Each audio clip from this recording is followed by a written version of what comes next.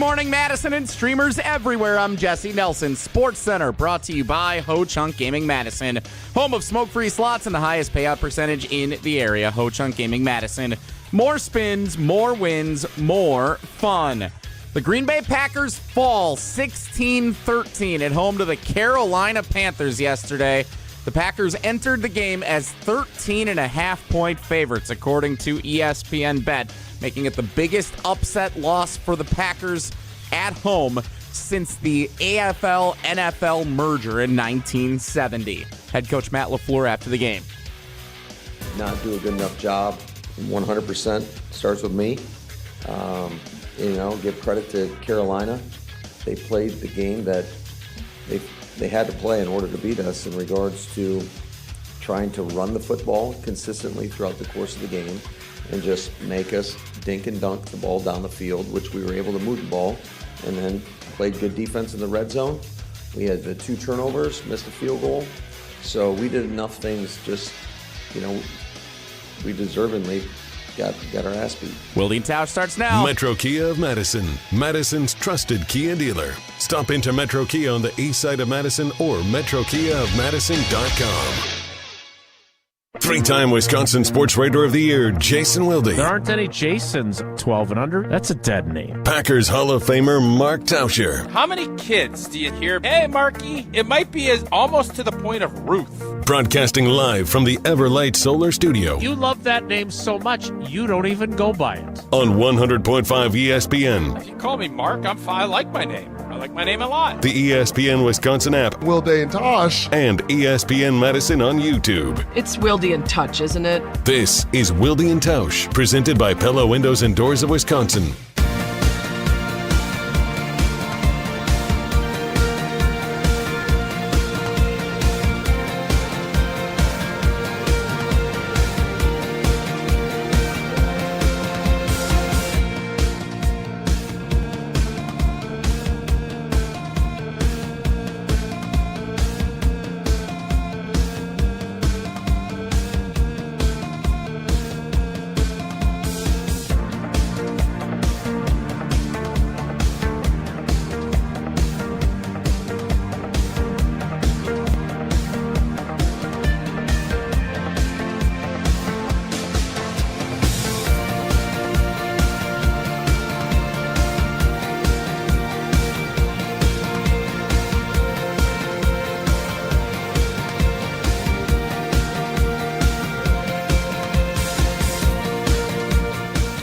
It is the Monday edition.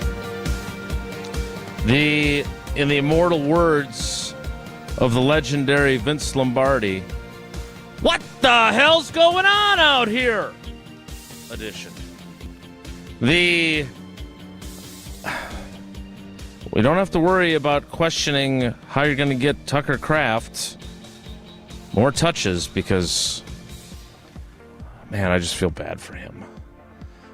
His season is almost certainly over edition. And I can't remember a game where I covered the Packers and they didn't punt and they managed only 13 points. Not great, Bob. Edition of Wilde and Tausch on 94.5 ESPN Milwaukee, 100.5 ESPN Madison, 1430 ESPN Beaver Dam. ESPNWisconsin.com, the ESPN app, your Alexa smart speaker, streaming live video, Twitter, Facebook, YouTube, and, of course, everything you need on the all-new, all-redesigned, all-free, all-customizable ESPN Wisconsin app, which continues to be a fabulous alternative while Spotify still leaves us in limbo. I'm Jason Wilde in Green Bay. Jesse Nelson is in the Everlight Solar ESPN Madison studios and ready to spend all 2 hours and 57 remaining minutes talking about new Packers Hall of Fame inductees that'll be joining him in the hall. Tramon Williams and Earl Dotson, because what else would you want to talk about? That way we can talk about real positive things. It is the Packers Hall of Famer himself. It is Mark Tauscher. Tausch, good morning. How are you? I'm good. So Tremont and Earl are joining the club. Big Is that Earl, what you yeah. just said? Yeah, That he is got awesome. Wally pipped by you. That is no, I don't think he got Wally pipped. He got hurt. I don't know if that's how that all shook itself out. So that's great. Tremont, I believe, is probably one of the most underrated. What a great story, and what a career that Tremont put together. And fairly certain there'd be about 200 people that would not have Super Bowl rings if it wasn't for Tremont Williams. So kudos, tip the cap to both those guys. Yes, and he, like you, like a few others, are in the Hall of Fame of great stories when you chronicle their journeys to the successes that they had. Again, his journey should be a movie too. I still think yours should be, but his should be for sure. Sitting in the stands at a Louisiana Tech game as a freshman engineering major, watching the corners get cooked and saying, well, I can do this.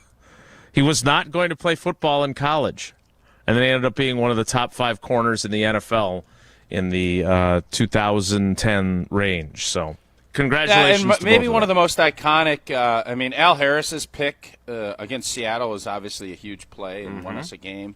But that play against Atlanta pretty much deuced Matt Ryan and the boys at the Georgia Dome on one of the more raucous Saturday night crowds you'll ever see. So awesome. Kudos. Congrats. Well-deserved. Everything that you would say, I'll make sure to say to Tremont later today. Now to the game. Yep. I was obviously in the process of asking Matt LaFleur questions and Jordan Love. I did not get to hear the always popular Mark Tauscher opening statement on Green Bay game night, which you did not have the opportunity to start early. We both said, Oh, God, no.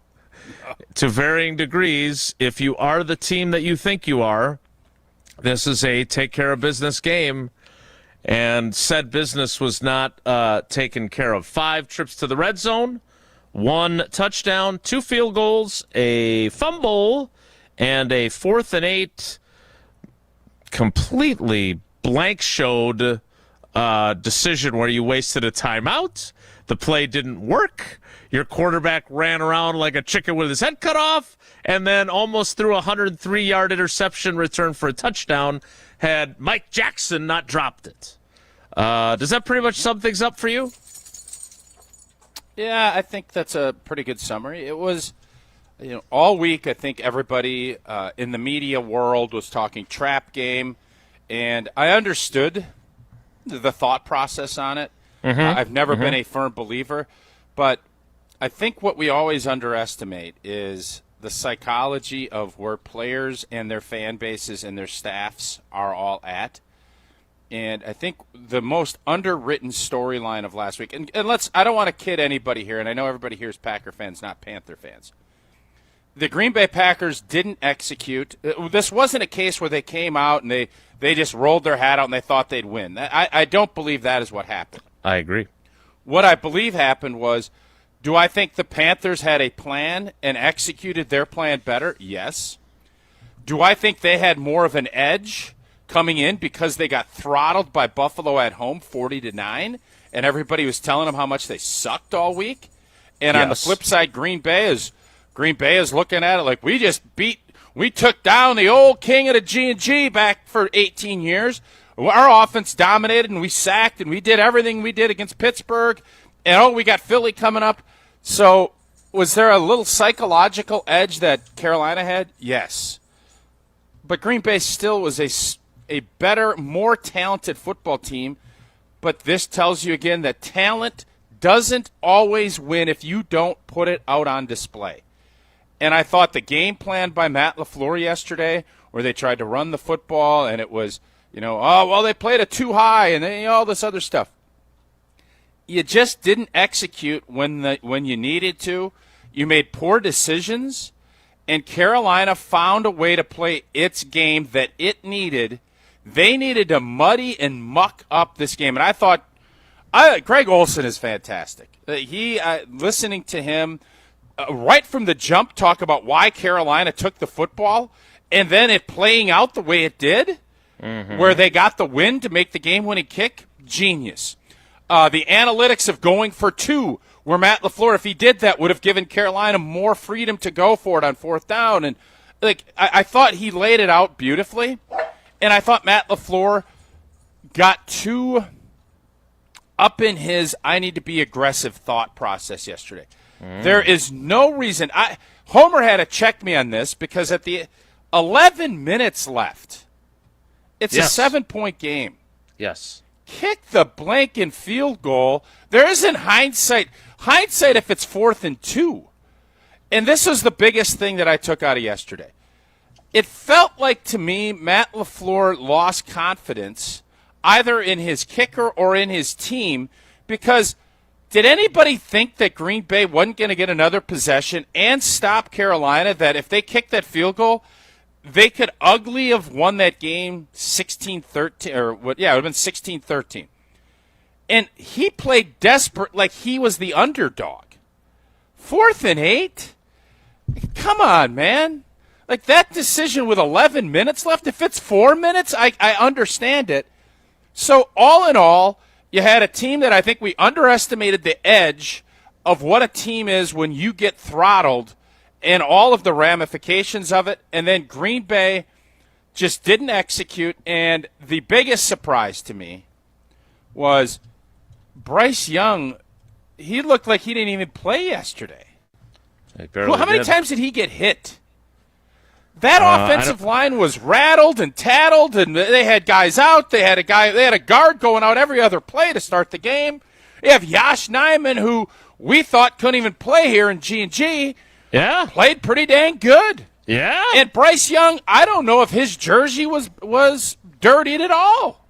So the great pass rush that we're supposed to have, the offense that's supposed to be fine and never found it. And that is your formula for how yesterday happened. We should have seen it. I felt like it was going to be a tougher game than what it was. Sure. But it turned out to be a lot more difficult because Green Bay handed the Carolina Panthers way too many opportunities to let them play their game. And that's why we're sitting here today with a lot of pissed off Packer fans. All right, so there's a lot to unpack here, obviously, and I think the 4th and 8 decision, Matt LaFleur's answer to that question was hindsight is 20/20. It was a bad decision. That's not a hindsighter. But that's not a hindsighter. No, it wasn't. And us in our ivory tower on the 7th floor, we're all saying, why is he doing this? Kick the field goal. And by the way, even if you've lost confidence in Brandon McManus, which I think there's at least a little bit of that there. You got to have him kick it to figure out if you can still count on him. Then that's an easy one from where they are on the field.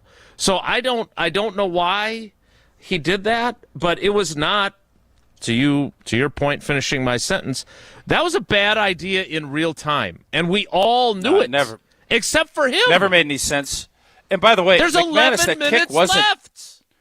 Yeah, it wasn't a 48-yard field goal into a gusty wind like they had the extra point on the double pump, triple pump, Dowdle touchdown celebration.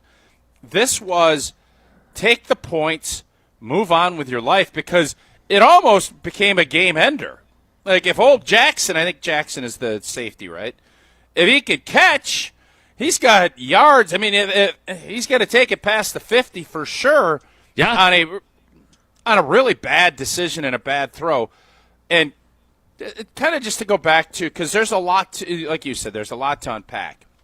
That decision isn't one of them. I would love for Matt LaFleur just to say, yeah, I screwed up. There's no hindsight of that. I blanked up. Take the blank in points and move on.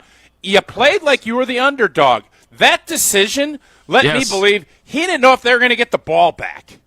That's why you do that. Which is panicky, because 11 minutes left, even if you stink up the joint defensively, you're going to get the ball back. It may not be with as much time as you would like, but my goodness. Yep.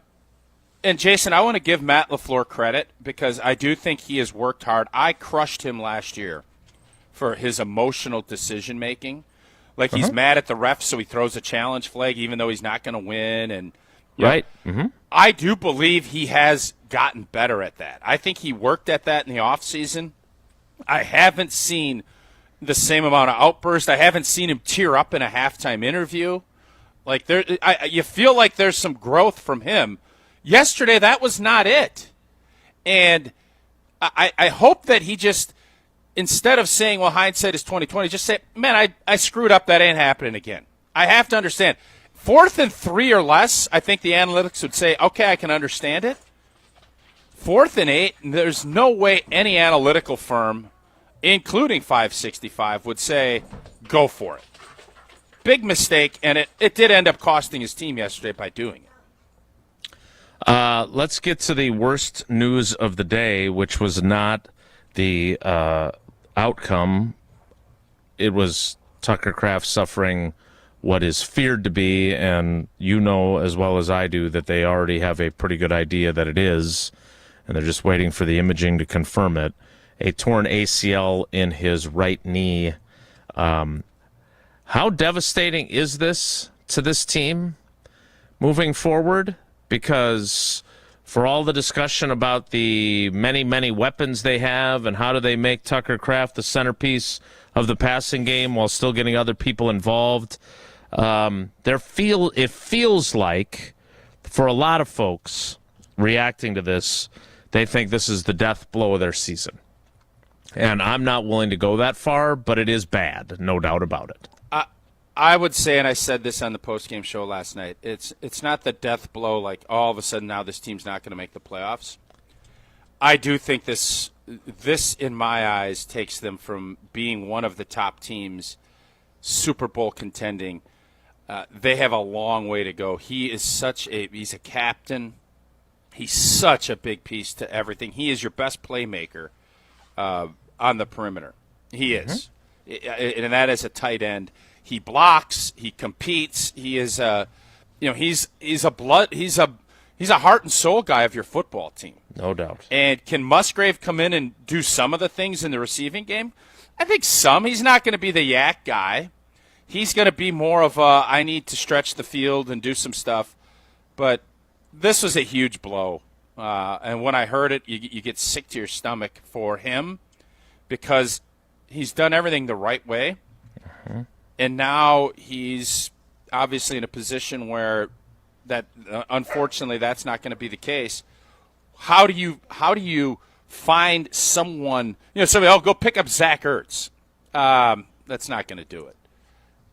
David the Njoku. Other guys, Christian Watson and all of these receivers that are wanting to find the football. Now Jaden Reed getting back is even of more importance. But this is a big blow, and I think this changes the expectation game for me just a little bit. I still believe this team should win the division, and if they don't win the division, I definitely don't think this team can go to a Super Bowl without Tucker Kraft. I just don't. All right, we're going to get to your calls and your positives and negatives. We will do ours expeditiously so we can get to as many calls as possible. 844-770-3776, 844-770-3776. But before we can do anything else, it's time for Tausch to tell us about Pella Windows and Doors of Wisconsin. Indeed, it does. And when it comes to your home, the smart play is always to trust Gina Della and her great team at Pella Windows and Doors of Wisconsin. And this month, score a whole house of new energy-efficient Pella windows for as low as $297 a month with 0% interest for up to 72 months. That is like a drive you can sustain for years. It'll keep your home comfortable thanks to incredible defense played by Pella Windows, stopping all of those drafts. Don't wait. Woof, woof. Schedule your free consultation today at PellaWI.com. Got a little zoo going on over there. Yeah, I don't know what's going on. There's some madness going on in the basement today. Just like there was madness at Lambeau Field, the Packers lose as 13.5-point favorites at home without punting to the Carolina Panthers, 16-13. How do you feel? Tell me, how does it feel? There's a lot of people mad at Matt LaFleur today, from what I could gather after the game. Yes. Curious to hear what they are specifically angry about. Hey, Jesse, make sure you got a little AC/DC ready to roll on all these comeback-ins. Who made Let's go. AC/DC is coming to Camp Randall Stadium? Yeah, that's what it looks like. Well, they couldn't get Luke Combs because he's coming to Lambeau Field. AC/DC. I love AC/DC. Got both of them, yeah. Can't wait. 844-770-3776. Your calls coming up. It's Wilde and Tausch. This is Wilde and Tausch, presented by Pella Windows and Doors of Wisconsin. Call Gina Della from Pella today, 855-PELLA-WI, and online at PellaWI.com/radio. Trick or treat. Mark Toscher here for Grassland Dairy. And I've been thinking that this year, when young trick-or-treaters decked out in their great costumes come ring our doorbell, instead of handing out candy, I'll offer some individual packets of the pure and delicious taste of Grassland butter. Why wouldn't any little ghost, princess, or zombie want to bring home the highest quality butter that's been produced from farm to table since 1904? Something so good, lasting more than 5 generations, would have to be the best option in the Halloween bucket, right? Plus, Grassland butter is more versatile than chocolate or fruity candy. It's great for breakfast in the morning or with dinner rolls and sandwiches in the evening. Even spooky, scary skeletons know to butter better with better butter. There's truly no better product and no better taste than the pure and delicious taste of Grassland butter. Grassland Dairy, crafting butter for 5 generations. Since 1956, Holman Lindsay Paints has been making paint in Wisconsin for Wisconsin. Because of their commitment to making great paint for Wisconsinites, Holman Lindsay has grown over the years to 26 locations in this great state. Headquarters in Sun Prairie with a state-of-the-art facility, Holman Lindsay has the paint you need to make your job better. From do-it-yourself to professional, Holman Lindsay has paint for everyone. Visit one of their local locations today in Madison, Sun Prairie, Middleton, and Janesville. Free Food Friday on ESPN Madison is brought to you by Vintage Brewing Company. Whether you're looking to get carry-out, delivery, or dine-in, Vintage Brewing has lots of great options on their menu. Vintage Brewing Company prides themselves on being a great place to hang out and enjoy classic Midwestern hospitality. Vintage Brewing Company has multiple award-winning beers, so be sure to try one the next time you're in. Head to VintageBrewingCompany.com to make a reservation today. That's VintageBrewingCompany.com. What's new at Zimbrick Chevrolet? A lot. A free car wash with every service, plus a brand new detail facility to keep your ride looking fresh all year long. Relax with coffee and snacks while you wait, and if you can't, grab one of their numerous service loaners, take the shuttle, or even get a lift on them. Plus, Zimbrick Chevrolet has the largest new Chevrolet inventory in southern Wisconsin, and you'll never overpay at Zimbrick Chevrolet. Zimbrick Chevrolet in Sun Prairie, the name you can trust. Time out on the field. Let's bring in Gina Della from Pella. What's the winning game plan this month? Wayne, a whole house of new windows for as low as $297 a month with 0% interest for up to 6 years. Wow, that's a drive you can sustain for years. No penalties, no extra interest. And unlike opponents, Pella Windows and Doors of Wisconsin actually stops the drafts. Don't sit on the sidelines, folks. Make your move today at PellaWI.com.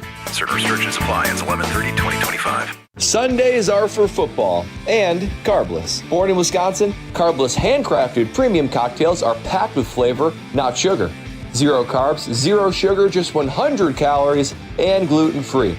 Whether you're tailgating in Green Bay or calling the plays from your couch, carbless is the cocktail that's always game day ready. Crisp, clean, and crafted to win.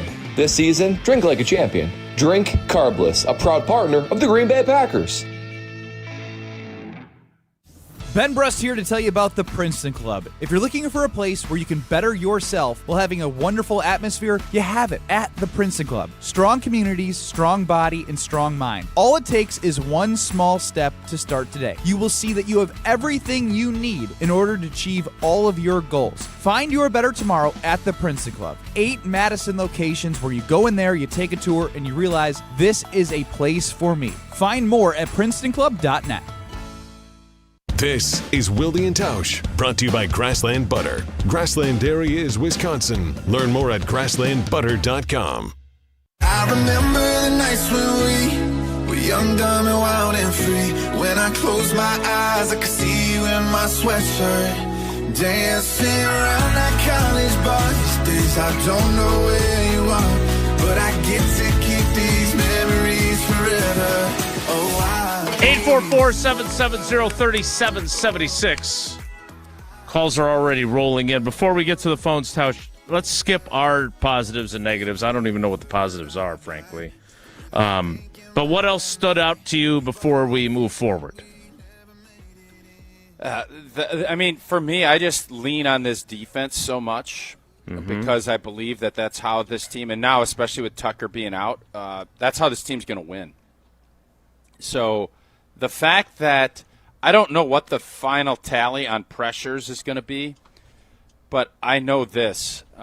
Bryce Young was not hit like he needed to be yesterday. That was the biggest disconcerting part to me. That they ran the football, and I know everybody's going to say, "Oh, Rico Dowdle was really good," and Chubba Hubbard nothing. Rico looked like we had no answer for him. That was the frustrating part for me. Offensively, Carolina never really stopped us.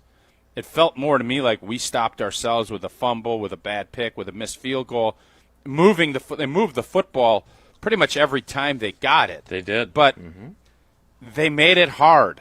And what happens, we see this all the time, this is what teams are going to do. They're going to play too high.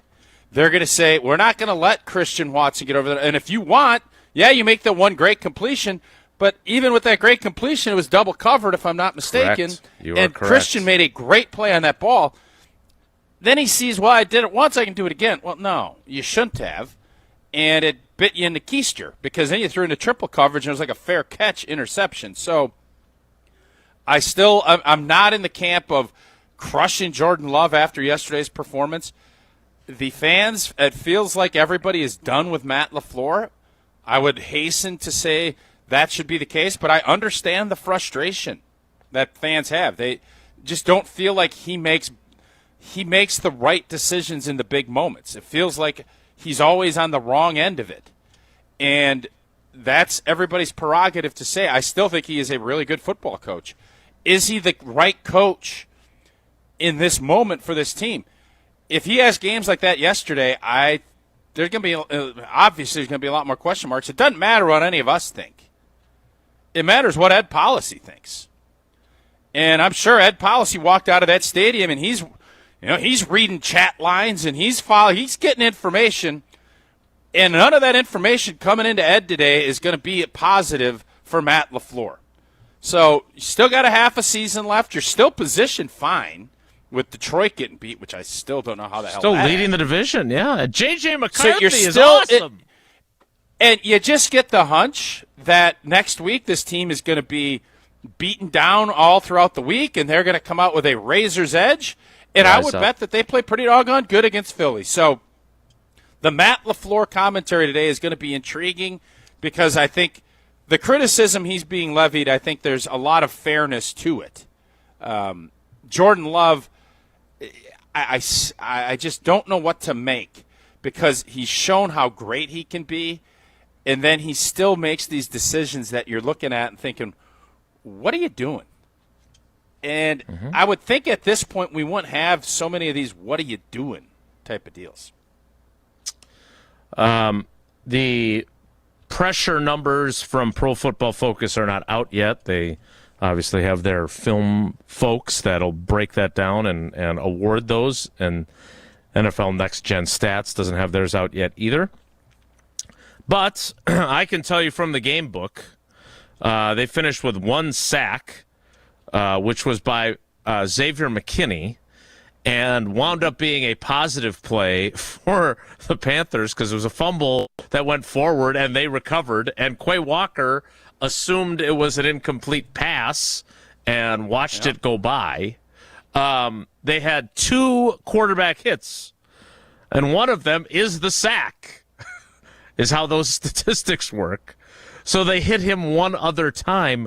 Bryce Young completed 11 passes.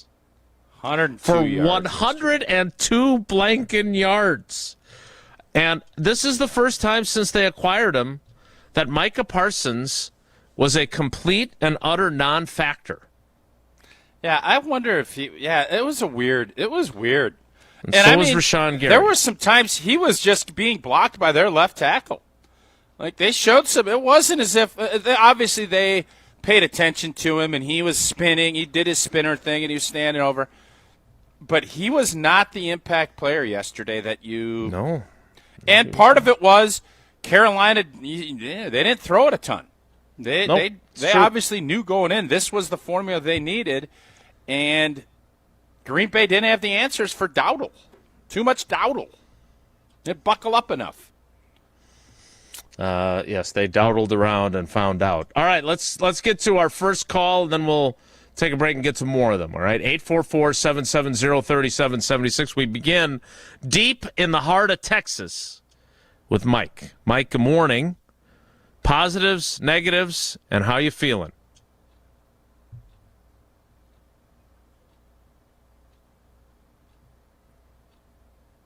Wilde and Tausch on 100.5 ESPN is brought to you by Everlight Solar. Save money, save the planet. Everlight Solar. Mark Toscher here for Pizza Hut, and let me tell you, Pizza Hut delivers a win every time with the Big Dinner Box. For just $19.99, get 2 medium, 1-topping pizzas, 8 boneless wings, and 5 breadsticks. Feed your whole team for one unbeatable price. Choose your crust, hand-tossed, pan, thin and crispy, or even tavern style. Order now for delivery or carry-out at pizzahut.com or on the Pizza Hut app. The Big Dinner Box for just $19.99, only at Pizza Hut. And remember, no one out-pizzas the Hut. Imagine the peace of mind knowing your home or business is safe 24/7. I'm Jeffrey Beckman, president of J&K Security Solutions, and we provide security you can trust. Serving Madison and southern Wisconsin, J&K Security Solutions offers state-of-the-art home and business security systems tailored to your needs. From video surveillance to home and business automation, to find out how J&K Security can help secure what matters most in your life, visit jksecurity.com. Ben Brust here to tell you about Zimbrick European. They're Mercedes, Audi, Porsche, and certified pre-owned. But the best part is I've been working with them since 2018, and the evolution has been a 2-door, a 4-door, and now it's time for an SUV. My life has changed, and it's changed with Zimbrick European. Being a dad has made it really important to have the comfort and the safety that the SUV will bring me. Again, Zimbrick European off the Beltline at Rimrock Road. Of course, I found the sexiest car on the lot. Check them out. At Siding Unlimited, we're really excited for the fall season. Not only are we proud partner of Wisconsin Athletics, we are also fired up for an exciting fall season cheering on football and volleyball. If that's not enough, we're really excited to share with you that Siding Unlimited is Wisconsin's best window and door installation team. Siding Unlimited is a Pella Platinum Premier National Contractor of the Year award winner 5 times. Looking for new windows and doors? Visit us at sidingunlimited.com or stop by our beautiful showroom in Madison. Hi, Dave from Canopy Wealth Management here. Our balanced approach helps guide you through a complex and ever-changing landscape. Throughout your family's financial planning journey, we will serve as a partner, advocate, and steward in all aspects to help you achieve your goals with confidence. At Canopy, care, competence, and clarity, it's not just a tagline, it's a promise. Go to canopy-wealth.com to get started today. That's canopy-wealth.com. To help those who want to be helped, but may not be able to afford it. That's what PGA Tour winner Grayson Murray had envisioned for a foundation before he sadly took his own life at just 30 years old. His parents channeled their grief into creating the Grayson Murray Foundation, carrying out his vision to help those struggling with mental health and addiction. To donate and learn more, visit GraysonMurrayFoundation.com. Matt LePay for Steinhoffels. Steinhoffels is a proud partner of Wisconsin Athletics. Since 1934, Steinhoffels has been Wisconsin's furniture and mattress destination for quality, selection, and service. For over 90 years, Steinhoffels has helped Wisconsinites create the homes of their dreams and is 100% employee-owned. Steinhoffels has the largest selection of all the latest styles and all the best mattress brands. You'll find something for every style and every budget. Shop in-store or online at steinhoffels.com. Relax, it's Steinhoffels.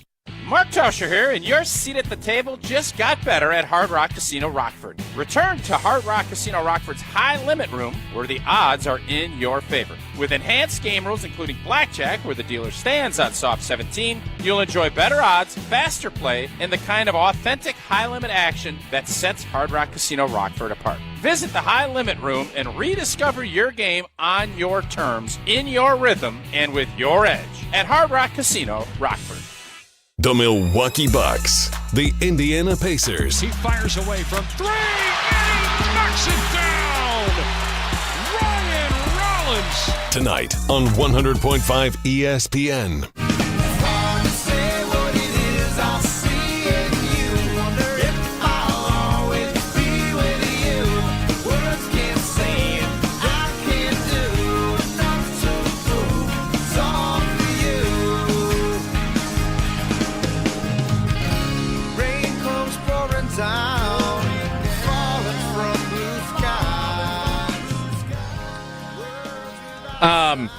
Jesse, okay?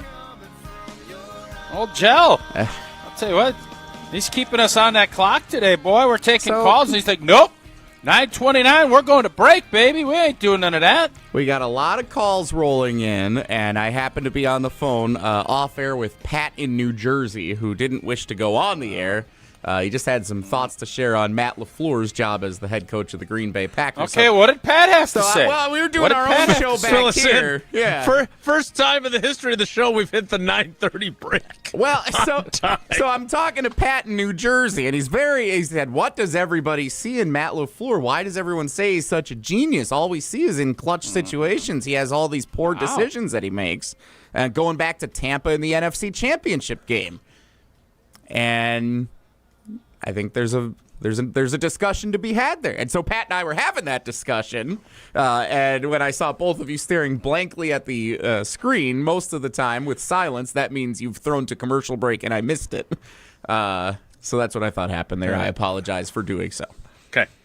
So I actually wanted to talk to Mike in Texas. Is he still available? Mike in Texas is still available, yes. You want to address what Pat in New Jersey had to say before we talk to Mike in Texas? Because Pat, New Jersey, we got a history here with LaFleur in big, tight games, making the right choices. Yeah, I think Tausch. I assume that this is what he sent to us. I assume is not his manifesto. I assume that was sent to him by one of his buddies because I can't imagine. No, it was sent to me by a guy. Clumpster, who's a great fan of the show. I don't even know if I can put his name. I'm not a Clumpster. We'll just call him Clummy. He put this out to Homer and I. He is a big fan of Homer's, and I think he's fed up with Matt LaFleur, like a lot of folks. So a lot of people fed up with Matt LaFleur after this. It is a lengthy manifesto, and what you sent. I knew you weren't doing bullet points, so I knew it wasn't from you. This is not the style of a text message. In this new Chat GPT world, it could happen. FYI. Could. Won't, but could. It could, but it didn't. It was from Clumpy, the Clumpster. We'll get to Clumpy's text message. But first, we need to get to Mike in Texas. Jesse, we'd like to put Mike in Texas on the radio, Don't hang please. up! Don't go to commercial! This is why all those fancy national shows have like 5 producers back here. You know, one-man band. I'm doing. Oh, you're blaming. Yeah. Oh, okay. Just so we know, it's not hindsight is 2020, right? If you had another 4 producers, none of that would have ever happened. Okay. Exactly, yeah. Okay. All right. Wow. Mike's here. Do you want to talk to Mike? Hello, Mike. Hey, Mike. Wilde and Tausch is brought to you by Mike. Good morning. How are you? Oh, that provided a lot of laughs, I tell you. The comments in the YouTube comments are hilarious. Oh, I'm sure those are great right now, aren't they? Yeah. All right. So, the first thing I said was, when they lost, I looked at the score and I was like, damn, again. And I'm like, wait, they're 5-2-1. And it feels like they've had a lot of losses. And I think it's because they've had so many games that's so many frustrating. They've squeaked by, and last week was a great win, a dominant win, and so that was my first feelings. in terms of positive, I mean, at one point I was thinking, damn, Jordan Love is getting really good. Like, these 4th and down conversions, it's like you can really depend on them to, convert that. But then the red zone, they couldn't get anything done. No touchdowns, and that was frustrating.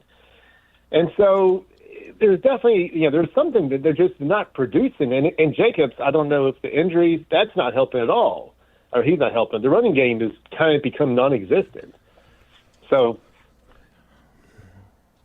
I thought they ran it all right. Yeah, he averaged 5 yards a carry.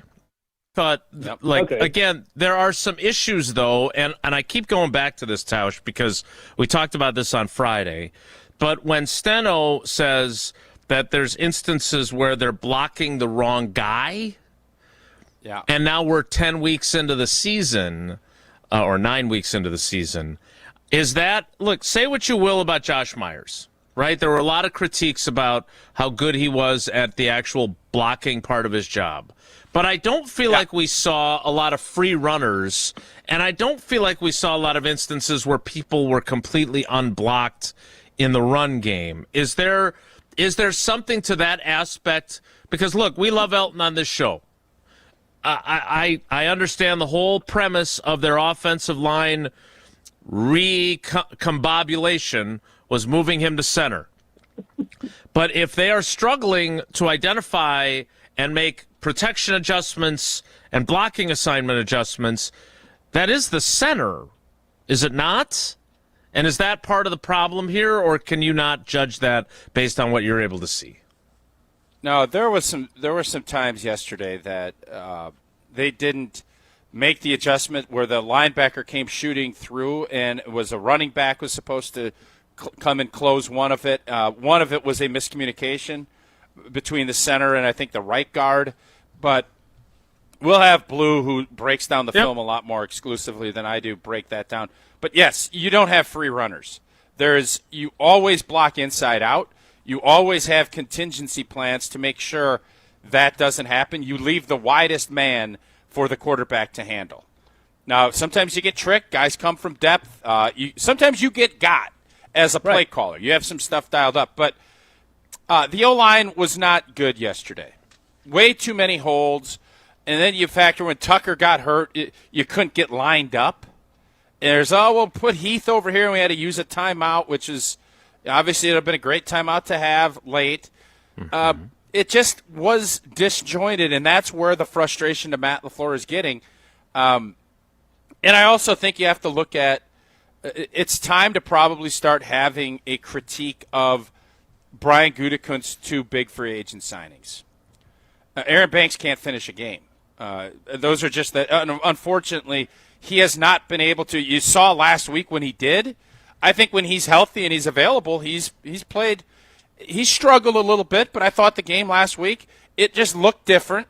And when you have to put Sean Ryan over at left guard and you have Jordan Morgan at right guard, there's a reason you pay a guy $19 million. It's because he needs to be out there and play, and he hasn't been able to. So that part of it you can start critiquing too. But Elton Jenkins at center, I don't think it has been the big success that we all hoped it was going to be. I think that's where we're at right now. And this is a group.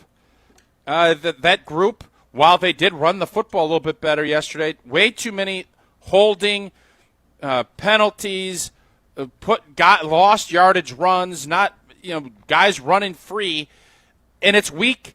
We just finished our 8th game. Can happen. Not this consistently. It's one thing if guys are just getting beat. It's another thing if it's mental errors.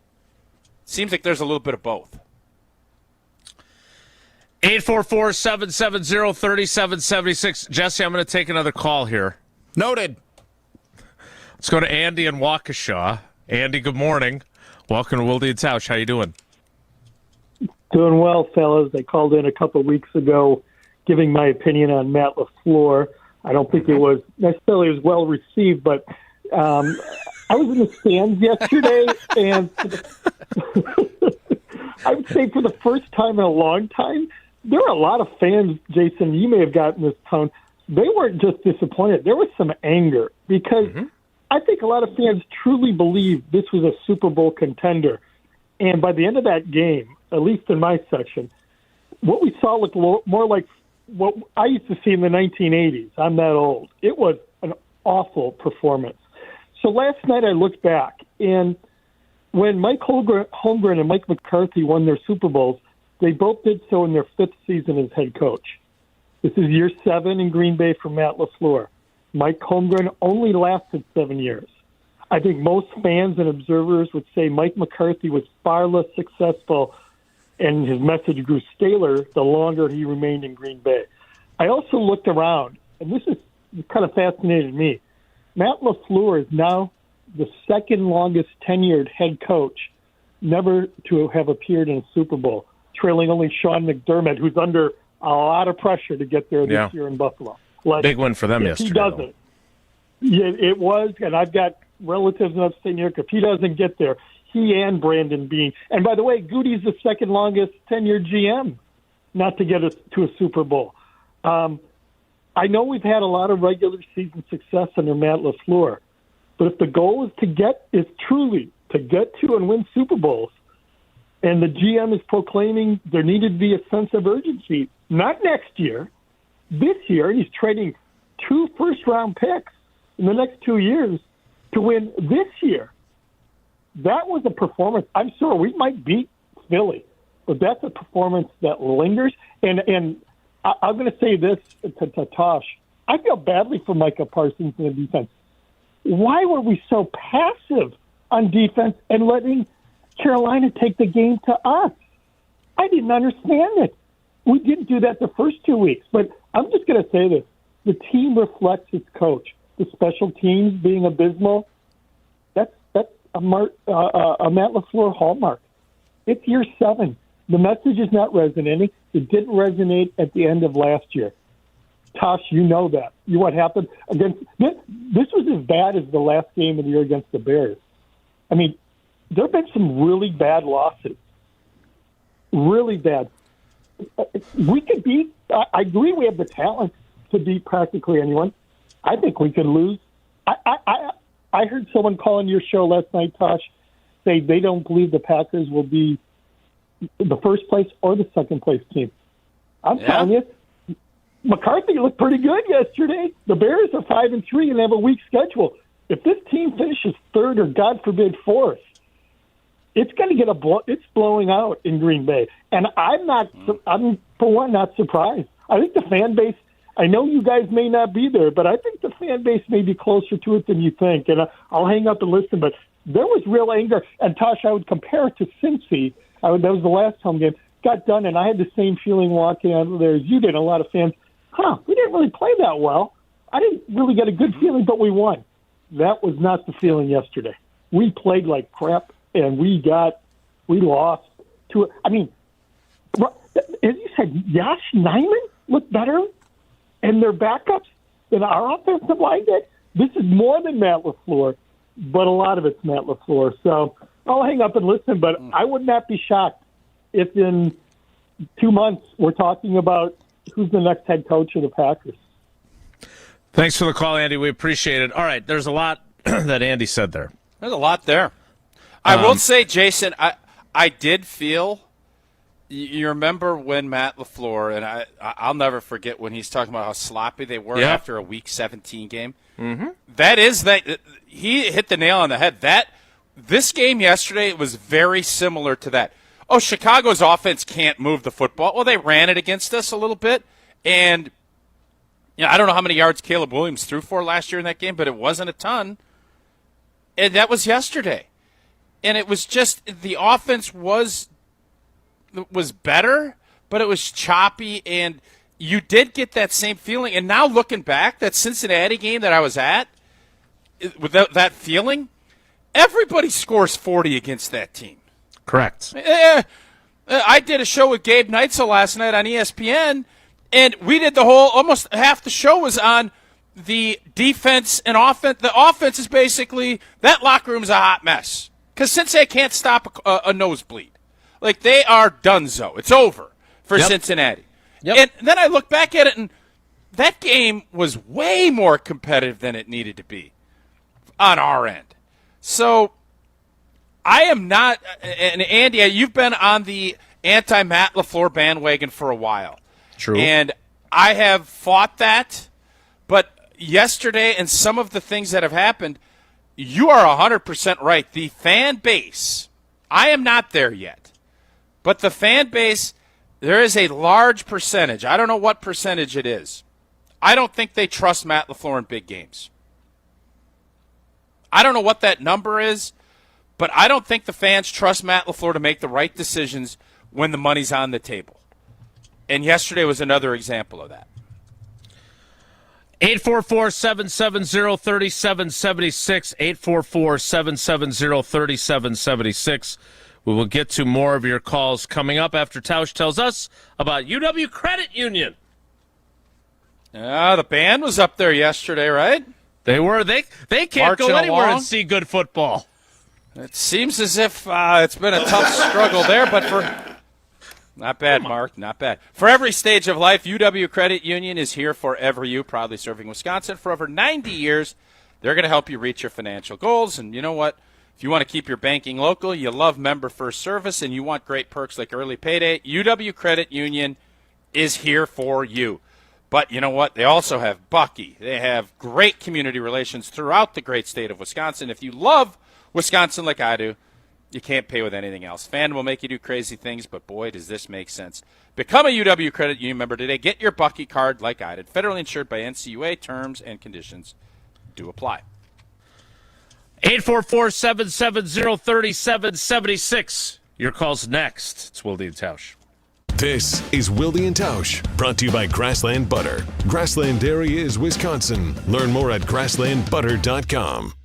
Mark Tauscher here for the great team at Everlight Solar. Whether you're saving up to buy a jersey for your new favorite player, tickets, or simply need some extra spending money for you and your family, it's always great to learn new ways to save some extra cash. Well, I've been telling you for a while now about how you can save money and help save the planet by making the switch to Everlight Solar. When my family first thought about making the energy switch to solar, we weren't exactly sure where to go. That's when we got in touch with the team at Everlight Solar, and through every step of the process, they were great as we made the switch to solar. If you're interested in making the switch, let them do the same for you. Check out everlightsolar.com to find out more and schedule a free consultation. That's everlightsolar.com. Save money and help save the planet. When you're ready to make the switch, take my word for it. Count on the team at Everlight Solar. Pella Windows and Doors of Wisconsin present your Badger Minute. Here's Pablo Iglesias. This Badger Minute brought to you by your Badgerland Chevy dealers, proud supporters of Badger Athletics. Go to BadgerlandChevy.com. Alum support is key. Wisconsin football seeking to get back on track, short-term and long-term, slipping closer to a losing season as the brand slips as well. Former Badger Colin Wilder joining the Jump Around, a Badger-dedicated show. His thoughts on outreach? Alum support for your head coach is a big deal. I mean, if you got Jonathan Taylor and TJ Watt and you got some of these other bigger names in the NFL vouching for Luke Fickell, having his support, that's another cushion that he can have. And when you don't have that and you're not winning games, you don't really have much to fall back on. Get a whole house of new Pella windows for as low as $297 a month with 0% financing for up to 6 years. Wow. Don't sit on the sidelines, folks. Visit PellaWI.com today. Join the Madison Money Guy, Christian Finfrock, for Retirement Income Strategies, Saturday and Sunday mornings at 7. Get the information you need as you plan for retirement. That's Retirement Income Strategies, Saturday and Sunday mornings at 7. Investment advisory services offered through Retirement Income Strategies, an SEC-registered investment advisor. At Wisconsin Surplus Online Auction, you won't have to worry about your old lawnmower pulling a hamstring. They make buying and selling easy. Wisconsin Surplus Online Auction is simple, reliable, and unlike your fantasy team this football season, they'll actually deliver. Have equipment taking up space? Let them be your surplus solution. You send it in, they list it, people bid, and you actually win. Bid, buy, sell, and score big today at WisconsinSurplus.com. Because winning isn't just for game day. WisconsinSurplus.com. Life's better with American Family Insurance because we know you love working weekends. If it means working on your dream home, both inside and out. And we're here to help protect those dreams so you can enjoy peace of mind. Save up to 40% when you bundle home and auto. American Family Insurance. Get a quote and find an agent at amfam.com. Products not available in every state. Some exclusions apply. American Family Mutual Insurance Company SI and its operating company 6000 American Parkway, Madison, Wisconsin. Zimbrick Honda has been a proud part of the Madison community since 1973, and they're your one-stop shop for over 250 new Hondas to choose from. Whether it's the sedan, SUV, or truck, their selection of new vehicles is second to none and has exactly what you're looking for. Stop in today at their location on Fish Hatchery Road and check out the all-new 2024 Honda Prologue, Honda's first all-electric SUV, or browse their selection online at ZimbrickHonda.com. That's ZimbrickHonda.com. Shop local. Shop Zimbrick Honda. Hey, it's ESPN Wisconsin's Alex Stroh for my great friends at Door County Distillery. Locally produced, handcrafted, award-winning spirits made locally in beautiful Door County. It's the best time of the year. It's bourbon season. Weather outside getting a little chilly, but you can stay warm with a delicious glass of the Door County Distillery bourbon. Or check out Door County Distillery exclusives like their cherry bourbon and their bat bourbon. It's bat good. Visit their website, doorcountydistillery.com. That's doorcountydistillery.com. The Milwaukee Bucks, the Indiana Pacers. He fires away from three, and he knocks it down! Ryan Rollins! Tonight on 100.5 ESPN. Slow down on Monday, not a sound. On Wednesday, might get loud. On Friday, but on Saturday,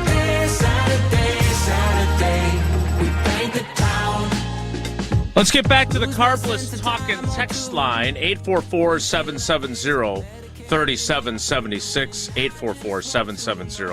844-770-3776. That is the Carbless Talkin' text line. Lists is more. Let's get back to your calls.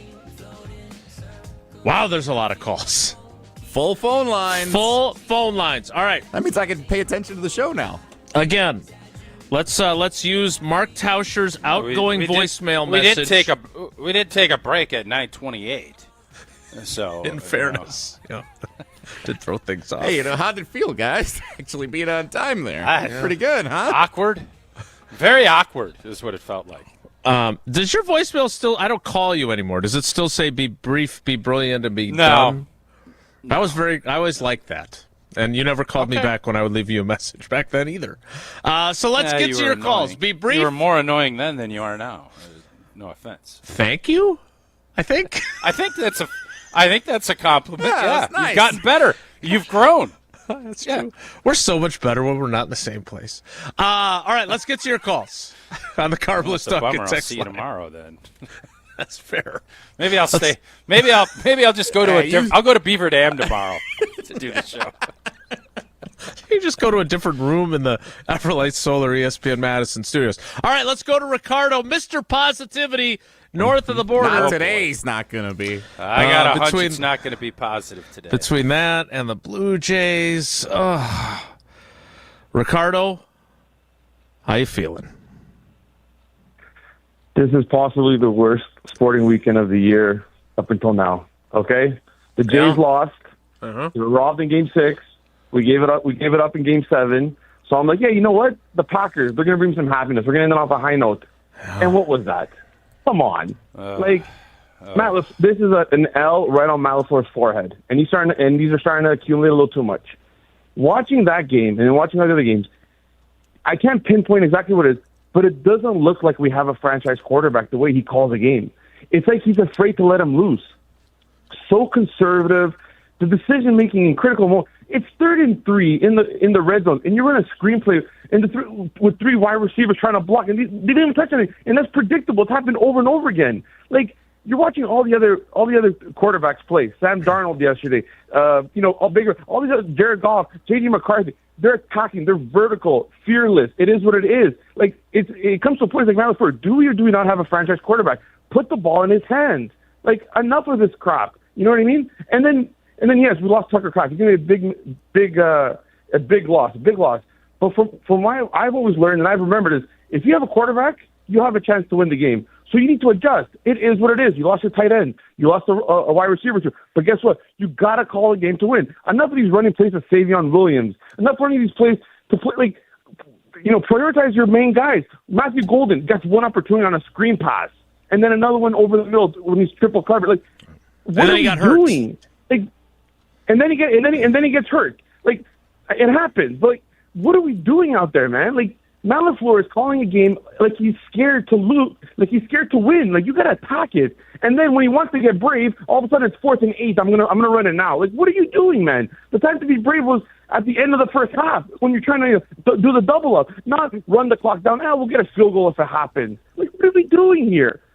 Like, enough is enough with this guy. I honestly believe if this continues, he won't make it to next season. I'm not lying, and I'm not at that camp where I want him fired. I'm not that guy, but I'm sorry. But in critical moments, he needs to check himself, and Gutekunst needs to fill some holes. Look at the Eagles; they just traded for another pass rusher. They have holes; they're filling it. It's an arms race in the NFC right now.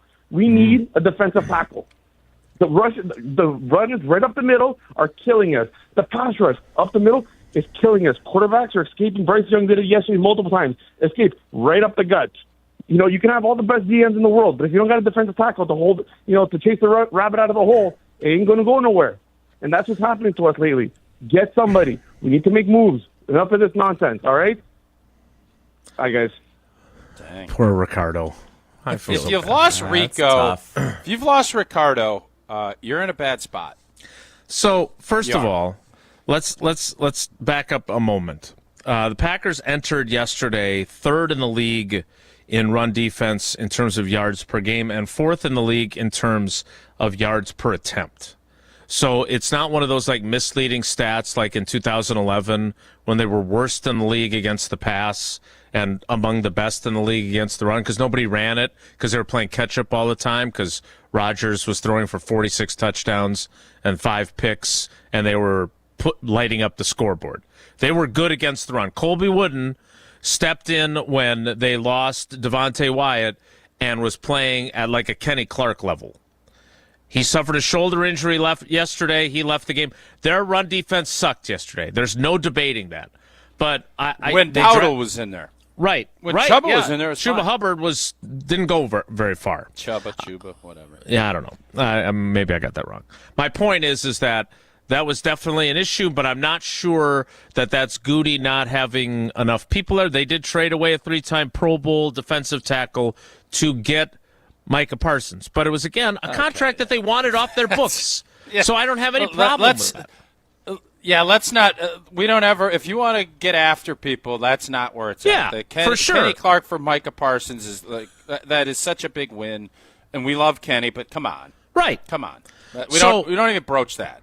And their run defense was good until it wasn't yesterday.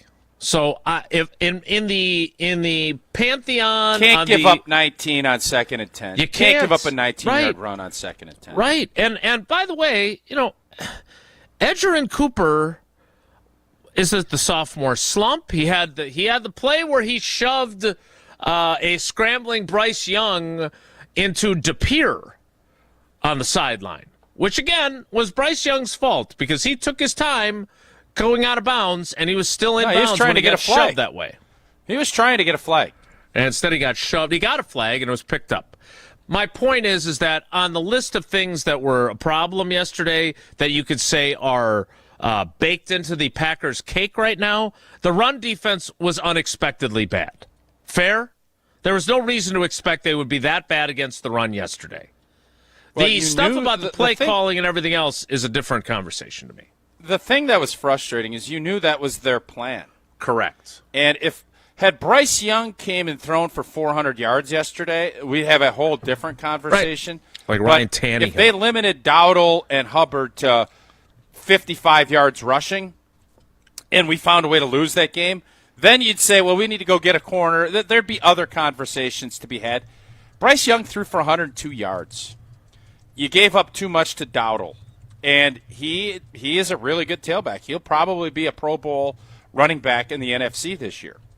But the big question, and I think what Ricardo hit on, is I do wonder, when Jordan Love makes that throw into triple coverage, does that change the way Matt LaFleur approaches the game plan with him? And I think it does. I don't know how much trust. I know what he's going to say, and I don't care what you say. I care what you do. Right. Was that more conservative than what you wanted? Probably. Okay, so let me ask you this so we can get to more calls at the top of the 10 o'clock hour, because we have crowned Jordan multiple times. If Matt LaFleur doesn't trust him or has concerns about him when he makes those type of mistakes, obviously he's around him all the time. He tailors the game plan. He says what he says about how great he plays. Is there a lack of belief in him from his coach because he's not as good as we think he is? Is that possible? Because you're right, there are times where, like Ricardo just said, you have a franchise quarterback and you don't unleash him, or however Ricardo put that. Maybe he doesn't really believe that that's what he is. I don't know. Well, that's what they want to be. Maybe that's not what they want to be. I think Matt LaFleur trusts Jordan Love, but then I think it's the same thing. Fool me once, shame Until on he me. doesn't. Fool me twice, shame, or however it goes. Game room's closed. Me throwing the football on 3rd and 3 is closed. I don't know. But there's obviously still – Jordan is still not consistently shown that he is going to make the right decision when the big moments come. He's done it, and he has done it. And I think to say he hasn't done it, he's been great in the fourth quarter of a lot of games this year. Right. Last 3 weeks. Mm-hmm. But he has made critical mistakes, whether it's versus the Browns, whether it was how you managed the clock against the Cowboys. Obviously, what we saw yesterday on the late in that game, there are mistakes being made. And I guess the question is it Jordan Love's been in the league 7 years. He's played 3. Do we want him to be further along than where he's at? Yeah, it's a fair question. Mm-hmm. There's been plenty of quarterbacks. Sam Darnold was brought up by somebody earlier caller. Sam Darnold has went through this. Remember when he said he saw ghosts? I saw last night he was, just torched. He was the one who was scary. Team. Yeah, exactly.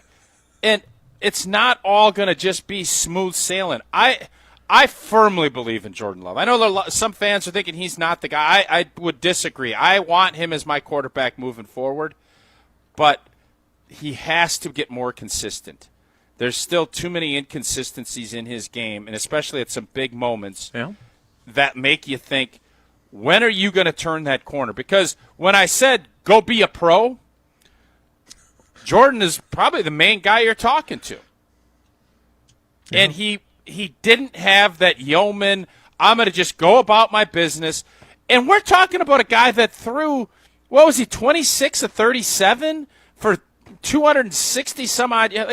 It wasn't like he was dog blank yesterday, but he made a couple of bad mistakes, and that's the stuff that gets you beat. Right. I want to get to more of your calls on the Carbless Talk and text line 844-770-3776, 844-770-3776. Tausch is going to tell you about Tito's in a second. I just want you to chew on something that Roberto in the YouTube comments for ESPN Milwaukee's YouTube channel said, and I think this is really interesting. Matt was scared of Brandon Aubrey. He let that affect his 2-minute drill. Yesterday, he was slow before the half and took too much time not being aggressive. He overthinks everything. That was the sentence that struck me. 4th and 8, lost yardage on 3rd down. You're down 3 to 4 offensive starting weapons, and so you go for it. How dumb can a coach be? I don't know if I agree with the second part, but he overthinks everything.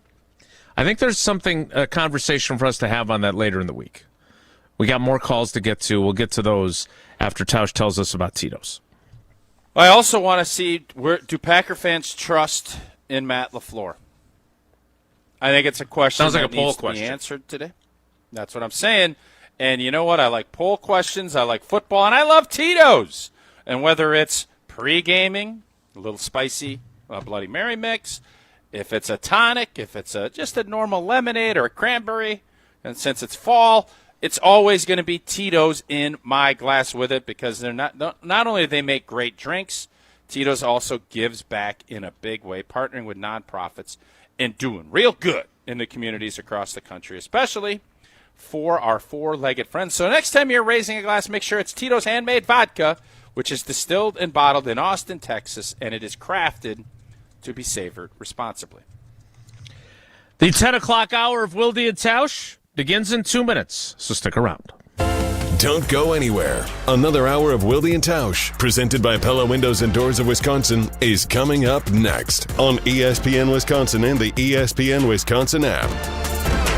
The UW Credit Union member Mark Tauscher here. People ask me, T, why did you join UW Credit Union? Well, is it to keep your banking local? Is it the member first service? Great perks like early payday? Absolutely. But honestly, between us, it's Bucky. I can't say no to that face. If you love Wisconsin like I do, you just can't pay with anything else. Fandom makes us do crazy things, but this just makes sense. Become a UW Credit Union member and get your Bucky card like me. Federally insured by NCUA. Terms and conditions apply. This is former Wisconsin linebacker Chris Orr. You're listening to 100.5 ESPN, WTLX, Monona, Madison, a Good Karma Brands radio station on Wisconsin. Broadcasting live from the Everlight Solar Studio, this is your Metro Kia of Madison Sports Center. Good morning, Madison and streamers everywhere. I'm Jesse Nelson, Sports Center, brought to you by Goodman's Jewelers, the diamond store of Madison for generations. Check them out, 220 State Street, and online at goodmansjewelers.com. The Green Bay Packers lose to the Carolina Panthers 16-13 yesterday at Lambeau Field. The biggest upset loss for the Packers since the AFL-NFL merger. Green Bay was listed as a 13.5-point favorite, according to ESPN Bet for yesterday's game. Lots to react to. Jordan Love after the game. It's very frustrating. I think everybody in that locker room is very frustrated. It's tough. But I think the mindset or what we're walking out of that locker room feeling is if we don't play our best, we're going to get beat just like that, no matter who it is. So we got to find ways to be at our best and, like I said, be more consistent, put up more points in this. But it's definitely frustrating, but this is what happens if you don't play your best week in and week out.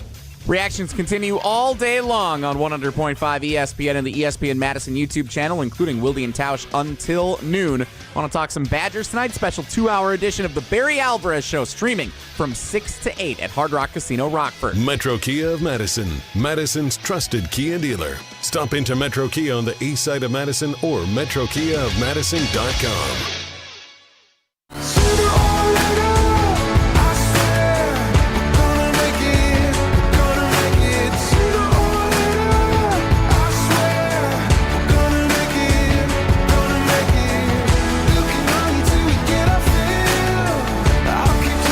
The 10 o'clock hour of Wilde and Tausch begins now. Let's get back to your calls on the Carbless Talk and Text line. This is more. I know Jack in Wichita. He's proud of his town. Isn't that the town they're in with the cab driver, Wichita? Could be, yeah. I think so. That's a damn rare thing these days. Have you watched the John Candy documentary yet on Prime? That's on my to-do list. I really want to watch that. As a huge Landman fan. is kind of where I'm at. I've heard that, but only on airplanes. It's funny that you haven't watched any of the new ones. A show called Landman when you're in the air. It is ironic. Don't you think? It's funny, and it's true. It's funny now. Not as funny as the game room and clowns. All right, let's get to your calls. Carbless Talk and Text line is 844-770-3776. Let's go to Jack in Wichita. Jack, thanks for holding on so long, buddy. I'm going to try and be more expeditious. I apologize. How you doing? I'm good. How are you guys doing? Good. Thanks for holding on. What do you got? The floor is yours. Yeah. Thank you. So when we play objectively inferior opponents, does it just seem like our whole team collapses? That's kind of the point I'm trying to make with Matt LaFleur, I guess. I've always been a Matt LaFleur truther. I've always thought he's gotten too much hate in our fan base. But now I'm starting to see where they're coming from, to be completely honest. I don't know if this guy is going to be able to call games that we can actively win. Like the last caller said, it seems like he's actively play calling to just lose or tie these games or because he's scared or overthinking. And I am just curious, the missed opportunities, the missed field goal. Did any Packers fan in the world think that field goal was going to go in? I didn't. And it felt the same way during the Browns game and the Bryce Young fumble going right into Chuba Hubbard's hands and then Chuba getting a 6-yard gain out of it. That stuff always just seems to happen when it just seems like a total team collapse every time we play games like this. We play down to our opponents, and I don't know if that's a Matt LaFleur thing. I don't know if that's a locker room thing. I don't know what it is, but I just think it needs to change, and I would love to hear your guys' take on it. Great call, Jack. All right. There's. I don't know what. I guess my question is this, Tausch. What if you? Because I've got the YouTube commenters in the ESPN Milwaukee YouTube comments. We're talking about. I have not asked LaFleur for a one-on-one this season. I try to limit those. I don't need them regularly. I feel like I can ask questions in the press conferences I'm at. But what do we want from Matt LaFleur? What are we not getting from him that we feel like we should be getting from him? Like, I think is he not aggressive enough? Is he too aggressive? Is he playing scared? What is he? What frustrates us? I think fans, the biggest frustration that fans have is that they feel like Matt LaFleur doesn't have his teams ready on a consistent basis to beat teams that we should beat pretty handily. When I look at when we play Detroit or when we play Minnesota, we have been, I think, right there. And if you lose some of those games, I think you can understand it. It was the loss to the Bears last year. It was this loss yesterday. It's losing games to teams that you feel like you're a lot better than, or playing them tighter than you need to or that you want to. And part of it is, I think, we just always assume that we're that much better because we're favored, because we shouldn't lose home games. I'm a big believer in that. Had this happened in Charlotte yesterday, I would be a lot more forgiving of Matt LaFleur and the Green Bay Packers, just because it is a lot more difficult to win on the road. But that is the biggest concern I think the Packer fans have, along with, not making smart decisions in the critical big moments. Yep. That, I believe, it's more in line, because I don't think there's any Packer fans that think he's not a smart offensive mind, that he hasn't rejuvenated our offense from where it was on that lonely, cold, windy, blustery day when Mike McCarthy lost his job. That I think everybody's on board with, but I think the other part of it is, and this sounds crazy, but I see a lot of commentary on his manicured face and fingers and his hair and his mustache, and I think people equate that with him being soft. I think people think Matt LaFleur is soft. I disagree. I don't think our team plays soft. I think we're physical. I think bringing Cooper and Quay Walker in that defense, I don't think we're a soft team, but I do think there is a portion of Packer fans that feel like Matt LaFleur leads a soft football team. And I don't know if yesterday's a great example of that, but that's how I feel people look at it. There was a point from Dennis in one of I'm trying to toggle between the two about the idea of where is the player responsibility on this conversation. Like, if you draw a bubble screen and a guy doesn't block the guy he's supposed to block effectively, and Savion Williams gets hit and fumbles, is that a bad call or is that bad execution? You're the one who played in the league for 11 years. How much bad of execution. Right? So there's responsibility there too, right? It's not a bad Jason, call on its face. You know this, but you went back to that play and it worked the second time. So yes, coaches need to put players in positions to succeed.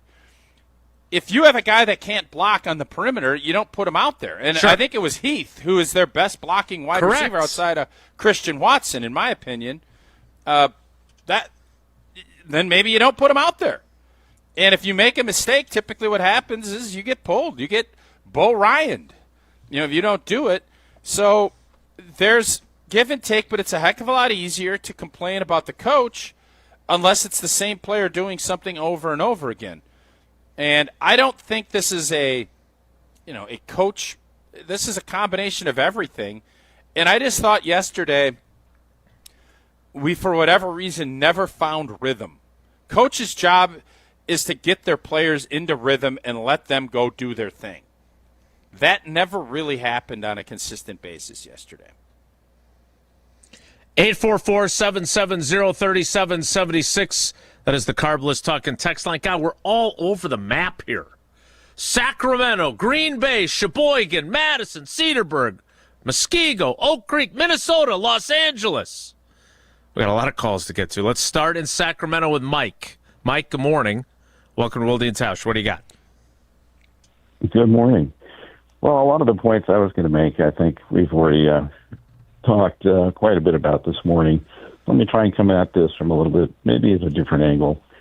Certainly on LaFleur, I agree with a lot of the comments about his in-game management in critical situations, and it hasn't been great to say the least. And yesterday might be the worst example of it. So I do think there's a danger now that the season, it's like we're at an inflection point now, and there's a danger that the season could spiral out of control. And we're going to see what kind of coaching job LaFleur can do now. You lost Tucker Kraft. You got other injuries in the receiver core. And I think maybe Goody, taking a little different angle here, maybe needs to help out his coach.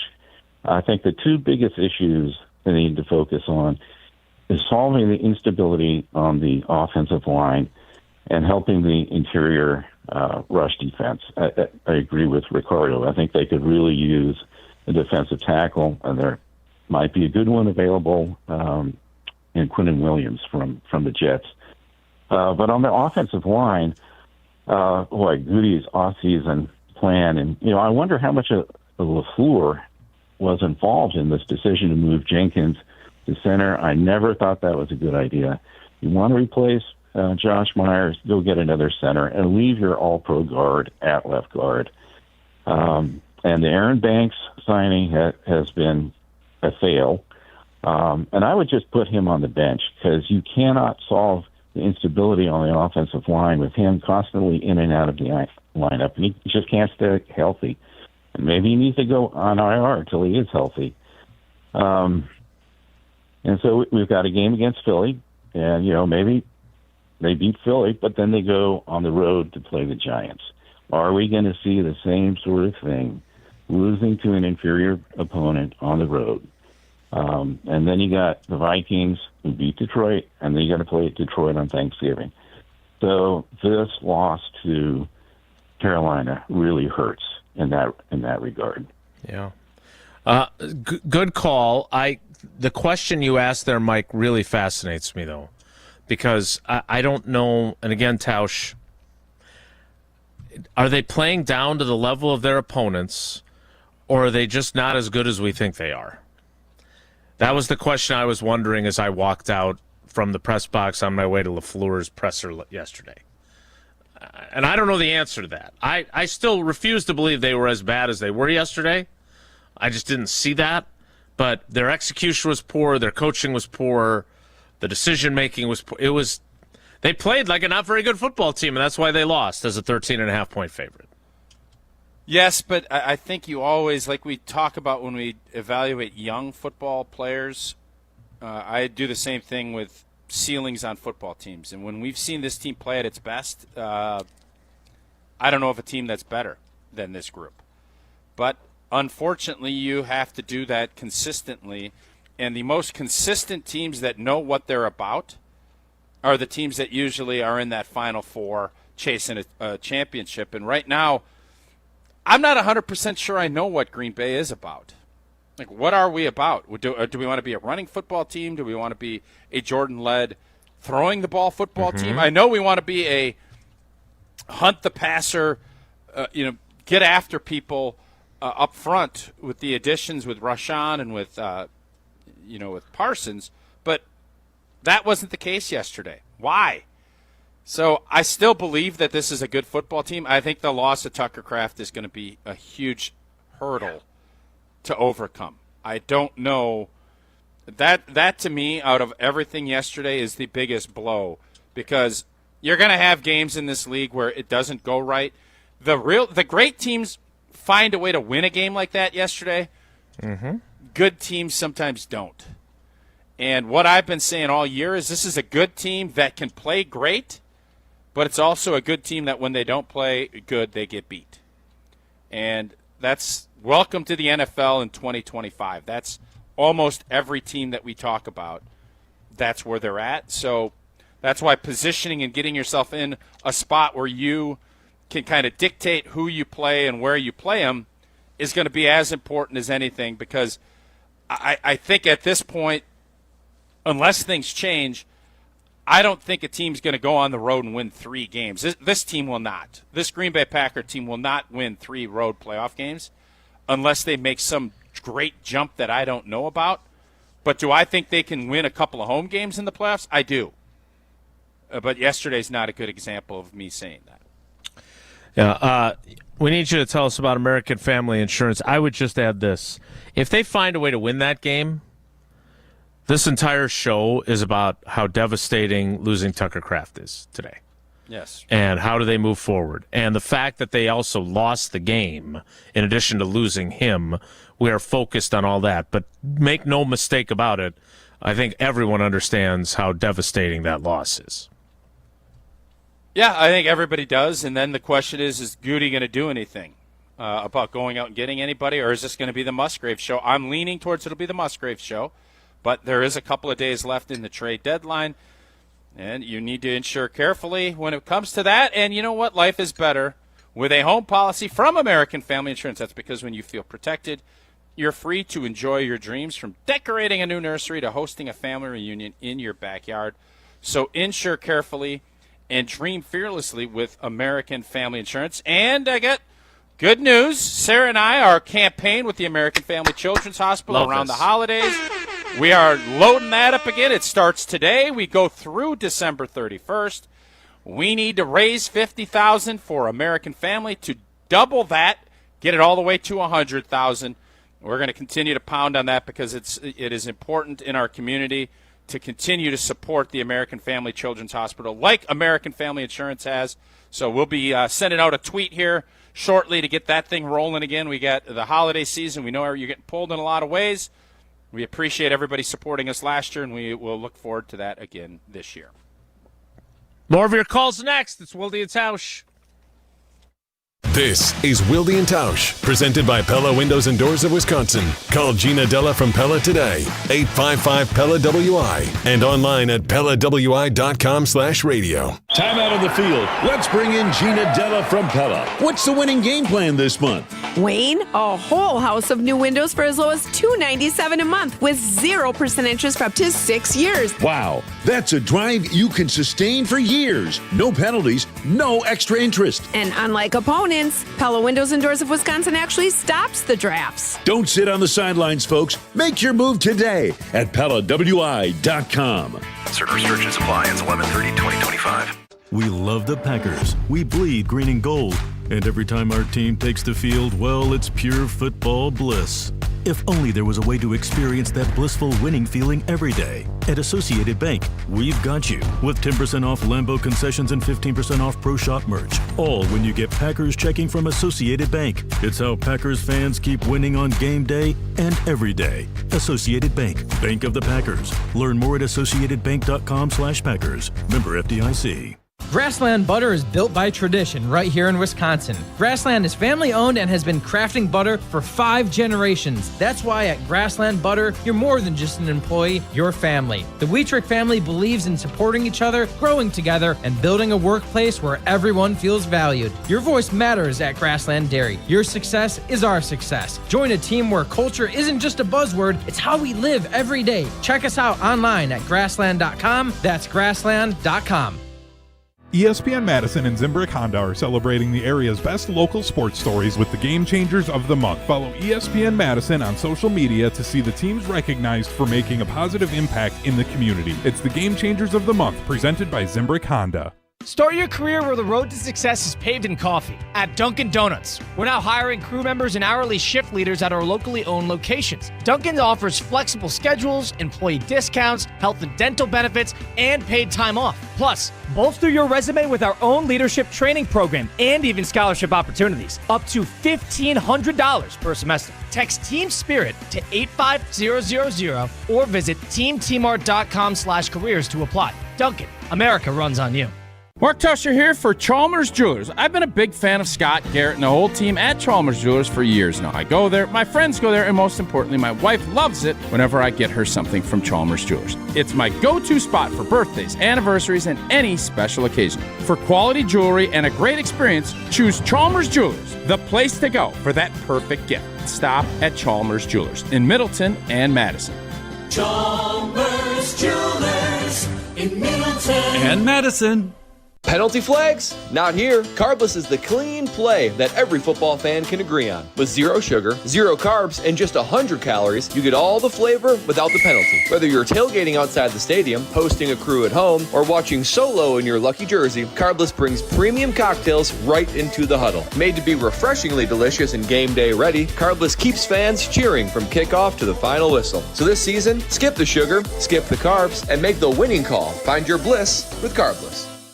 Join the Madison Money Guy, Christian Finfrock, for Retirement Income Strategies, Saturday and Sunday mornings at 7. Get the information you need as you plan for retirement. That's Retirement Income Strategies, Saturday and Sunday mornings at 7. Investment advisory services offer the Retirement Income Strategies, an SEC-registered investment advisor. 'Tis the season to be planning your holiday events. Whether it's a party for 10 or 10,000, Celebrations has the sound, video, lighting, special effects, and custom-themed decor to make it the best party ever. Hi, it's Jeffrey from Celebrations Entertainment. With us on your team, your holiday or New Year's party will be easy to plan and super fun to attend. DJs, casino games, lighting, and photo booths are just the beginning at celebrationsentertainment.com. That's celebrationsentertainment.com.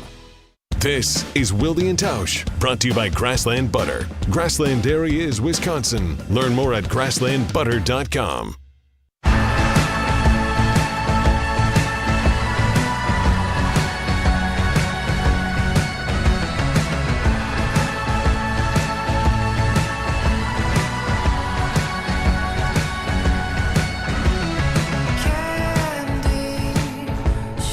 Let's get back to your calls on the Carbless Talk and Text line.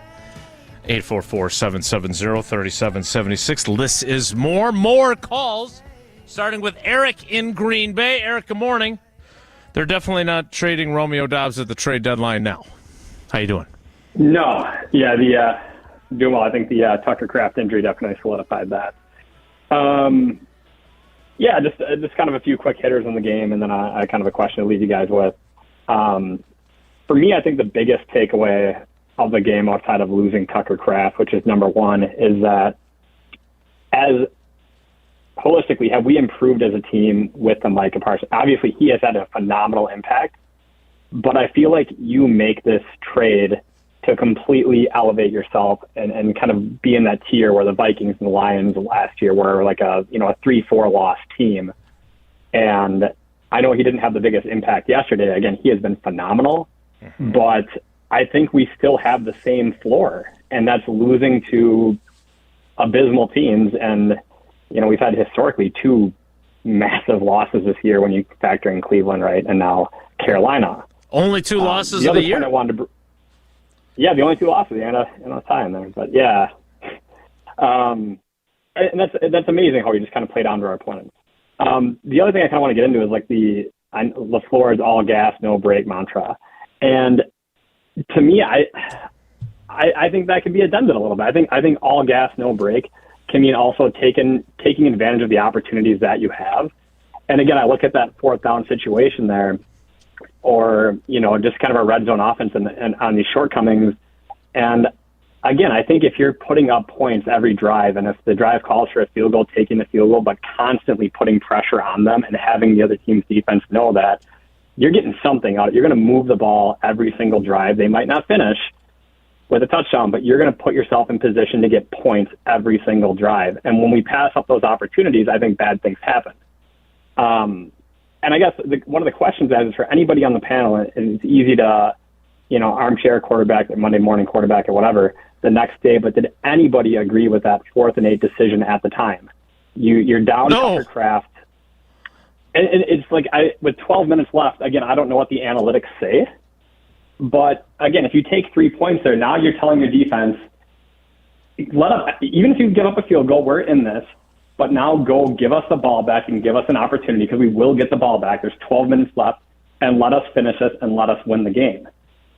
I don't know if that's an indictment on a lack of trust against McManus after he missed the kick earlier in the game. I think if that's the situation, you got to get rid of him, that they wouldn't kick another field goal in that position there. But, and Jason, I think you use this line a lot of times too when you kind of talk about like having a thumb on the scale. I think at times everyone on this team seems to be overconfident in the wrong moments. It might be Rasheed Walker after a couple of great games to start the year drinking the Kool-Aid and saying we're going to go undefeated. It might be Jordan Love on a bit of a hot streak last week and throwing a good, well, not necessarily good, but a jump ball to Watson that he caught, and then saying, you know what, I'm going to throw this into triple coverage. And it seemed to be with LaFleur, and I don't know where this comes from, when you're failing to put the ball in the end zone the entire game, and your play on 3rd and 3 gets blown up, and then your response is, you know what, well, that failed, but on 4th and 8, we're going to get it. Even though we haven't gotten it at all today, it's on 4th down situation. So I don't know where it needs to come from, but I like that analogy you use of having a thumb on the scale. And it seems like when things get going one way, they have too much confidence in the wrong departments, and it's unwarranted. So I don't know what your thoughts are on that, but yeah, all right. So a couple things, Eric, that I like from this call. First of all, again, kind of like the Tucker Kraft injury that we haven't spent a whole lot of time on that we normally would have. The kicking situation. Tausch, I would ask you this.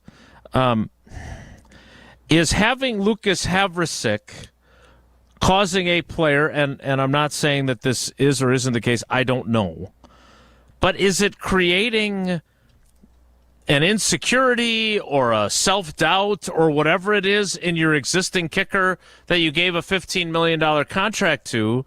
Is it, or is that, if I'm even asking that, is he the wrong guy if he's that fragile that it's affecting his performance?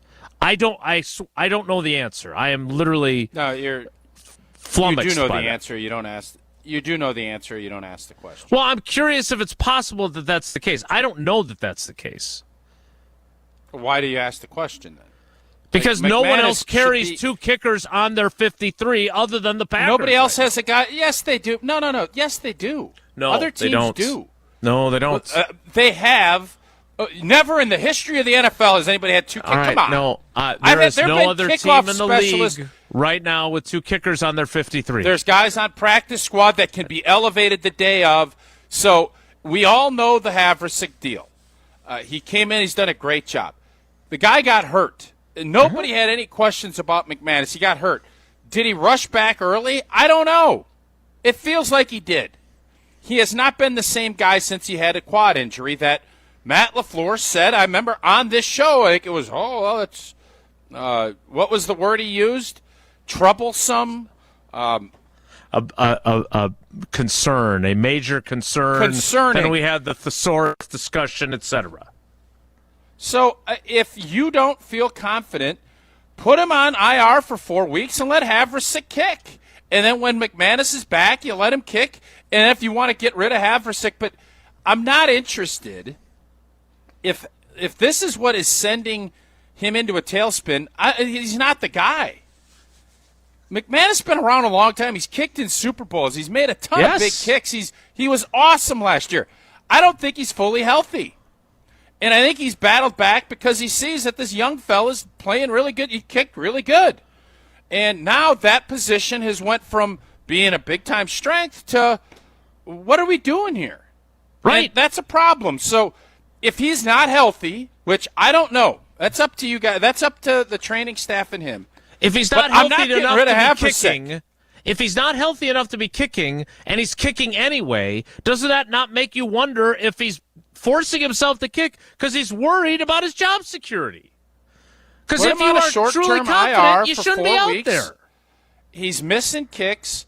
Put him on a short-term IR and let Havrisik kick. But this whole concept, nobody has two kickers. You don't want to have two kickers. I get it, but it's not the first time it's ever happened. It won't be the last. And if that is what's sending him into a tailspin, we're not where we want to be. He's now kicked in 2 games with his leg not clearly fully healed. He described it yesterday to Dominique Yates of the Journal-Sentinel, who got him one-on-one yesterday after the game, that he's kicked like poopy. He didn't use poopy. So if he's kicking that way, if you would have put him on IR to begin with, he would have not done anything to further damage it, and now we'd be at the end of the 4-game IR stint. Had they chosen to do that, they did not. They're allowing him to kick. He has now missed 3 kicks in the last 2 games. And you went for it on 4th and 8. Now, I don't know if that factored into Matt LaFleur's thinking or not. He did not indicate that it did. He thought they could get it. I think he was probably more, let's go get a touchdown, I believe in this play, than he was, we might miss the kick. I don't think that's why he chose to go for it and made that bad decision. I agree because he with was that. afraid he was going to miss. But again, it created one of the problems that you should have with this team as a fan is now the things that they're supposed to be good at are also an issue.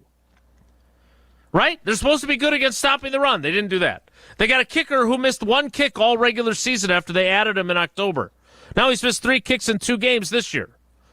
Like, the things you could count on, you can't count on those either.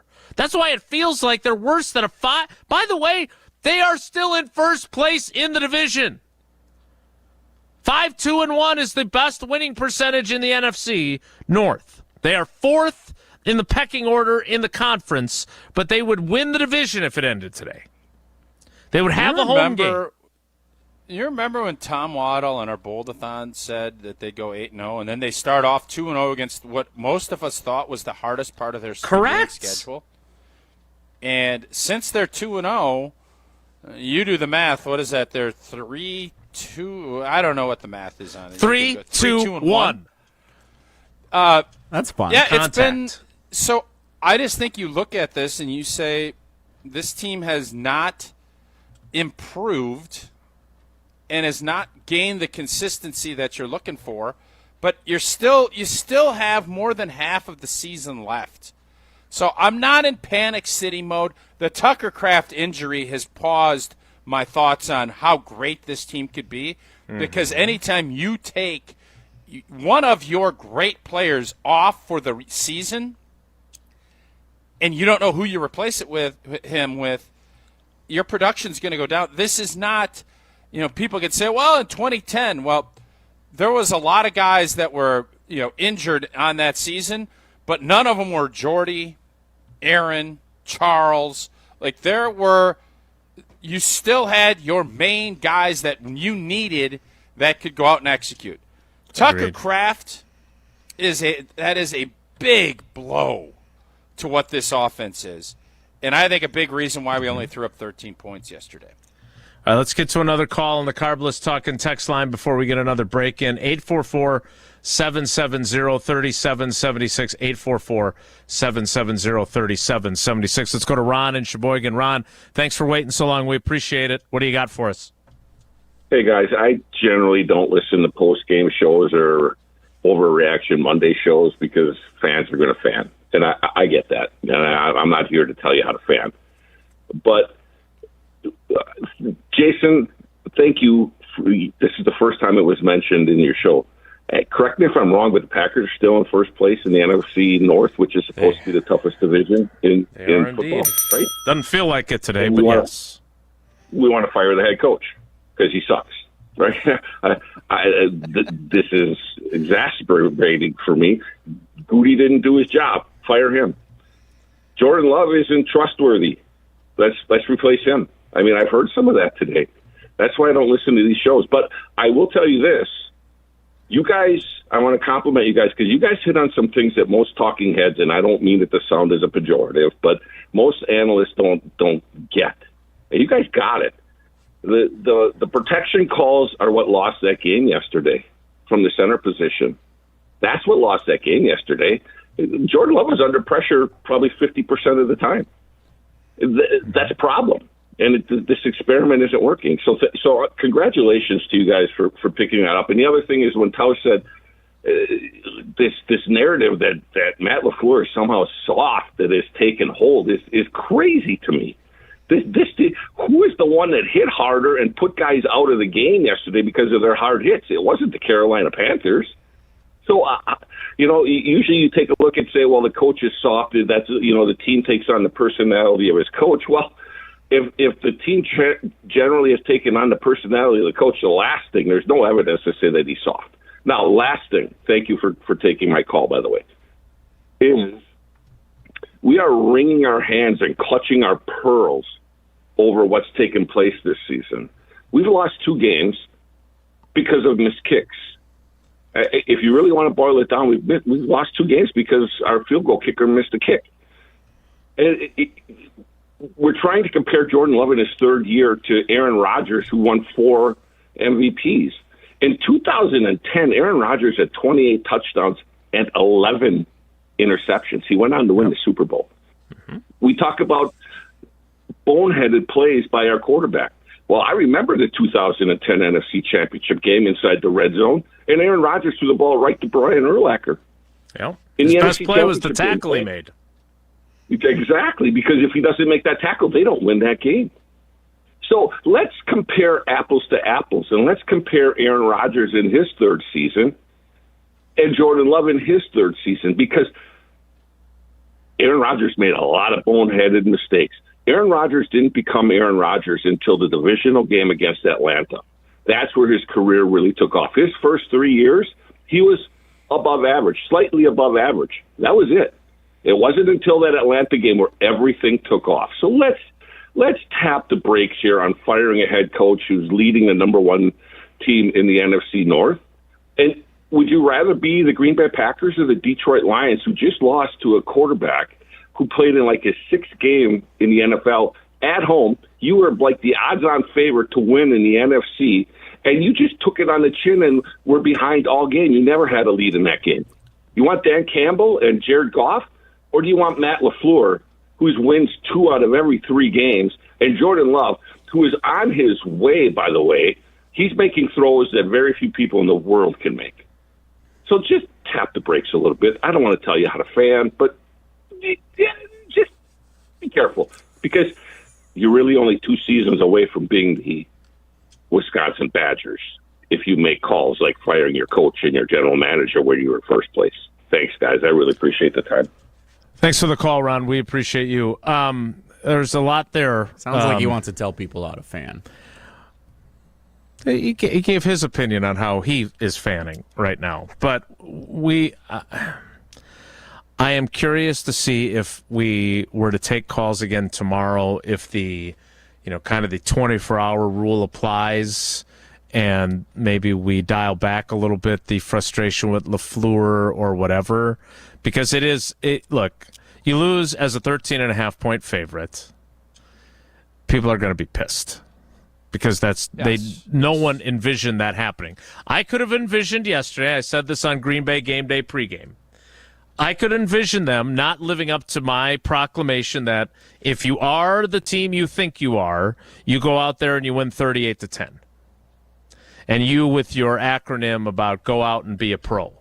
Like, I could see them winning 27-17, and we come out of that game going, boy, that wasn't very impressive at all. Like, these guys aren't very good. They didn't play at a very high level. I did not envision them losing. I did not see that coming. So I understand why people are pissed. But, again, to me, the biggest thing, besides the fact that you lost the game, is how are you going to redesign your offense now to be able to be effective without Tucker Kraft? And how are you going to get all these other guys involved that we're talking about, hey, we want to spread it around? Well, you're going to be spreading it around to a bunch of guys, wide receiver, and a Luke Musgrave and John Fitzpatrick, and maybe you could have used Chipotle Ben after all. We'll get to more of your calls on the Carbless Talk and text line 844-770-3776. Speaking of phone numbers, there's only one call to make if you've been injured in an accident, and that is to Gruber Law Office's one call. That's all. Hopefully you never have to make that call, but if you do, know the number, 414-276-6666, 414-276-6666, or go to the website, gruber-law.com to find out more. More of your calls next. It's Wilde and Tausch.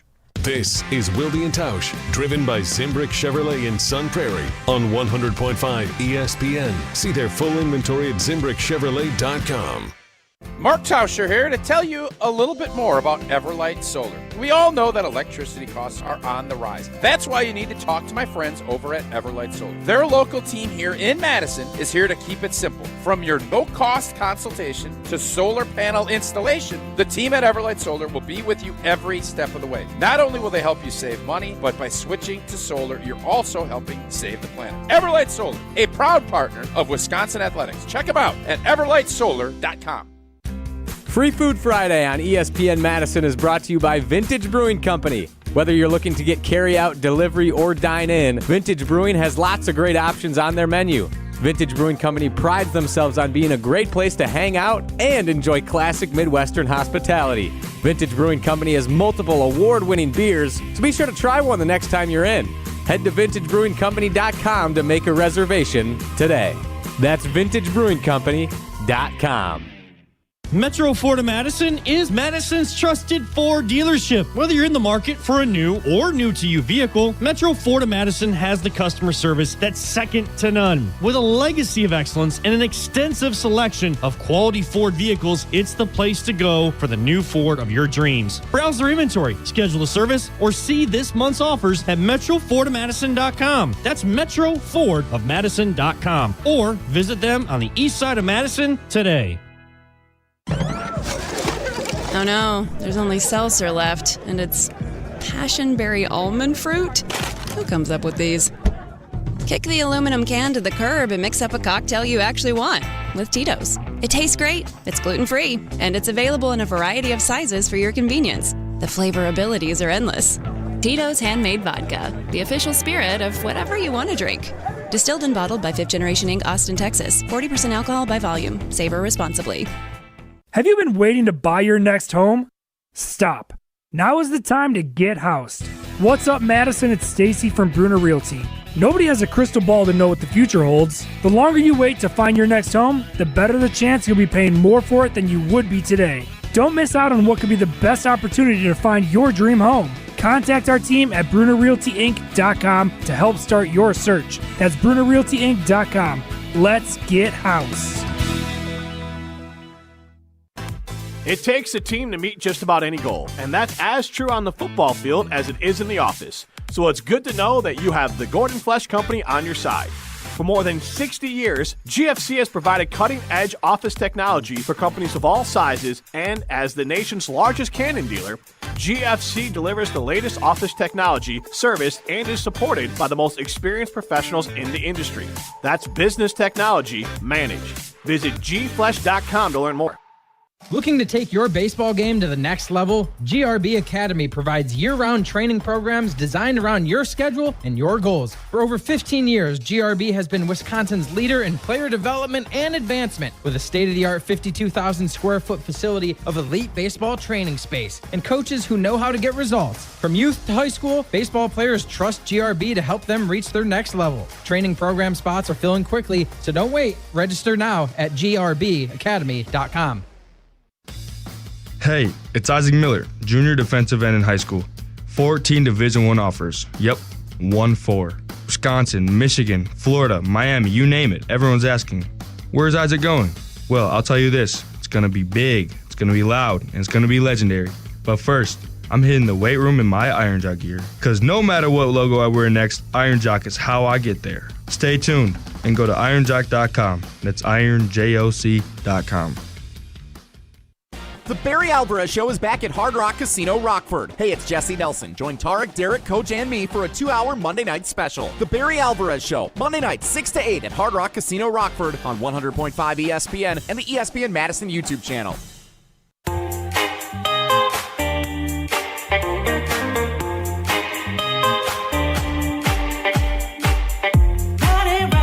We're a break behind, so we're going to take one call here, and it's killing me because Jesse just informed me in the break that for the Barry Alvarez Show at Hard Rock Casino Rockford, he is Ubering Coach and the boys. No! So You're driving coach in your car? We got a full car. We can't do this, okay? I'm dying to do this, but we can't do this. We have too many calls to get to. On the Carbless Talk and Text line, 844-770-37. I got the open tomorrow. Indeed. Get the dash cam and just turn it around and have it record the entire drive with the four of you on your way down to Rockford and the Hard Rock Casino Rockford. Let's get to your calls again on the Carbless Talk and Text line, 844-770-3776. Let's go to Juan in Madison. Juan, thanks for holding on so long, buddy. What do you got? All right. So about the kicker issues, I'm just curious. Would you give up a fourth for Cam Little? You know, I mean, he's got that good leg. Also, with Matt LaFleur, I mean, we're 7 years in and still, you know, having the is he the guy kind of questions. And Jason, last week you said, I think you're talking about your daughter and like telling her don't make the same mistakes. And we're still making the same mistakes about, you know, not being prepared. This is the type of game where you got to be prepared, you know, and if you lose, it's clear that, you know, the guys weren't prepared. And, I mean, especially being at home, these are the type of teams that you got to beat. I get that they're not a horrible team, but this is definitely a game that you should have won, you know, especially at home. So, yeah, that's just what I got. Appreciate the call, Juan. You know what I'm getting a lot of in the YouTube comments and in tweets, etc.? Matt LaFleur had all of his success because of Aaron Rodgers. There's a lot of people that are questioning how good of a coach he is. I disagree.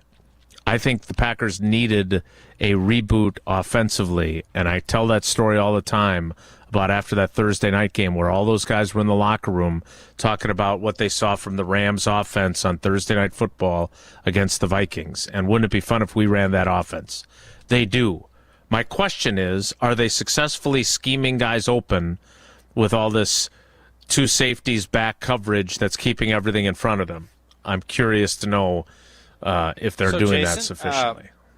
I'm not going to say who just texted me this, but what do you think the Packers' record is the last 3 seasons, 3+ seasons, under Matt LaFleur?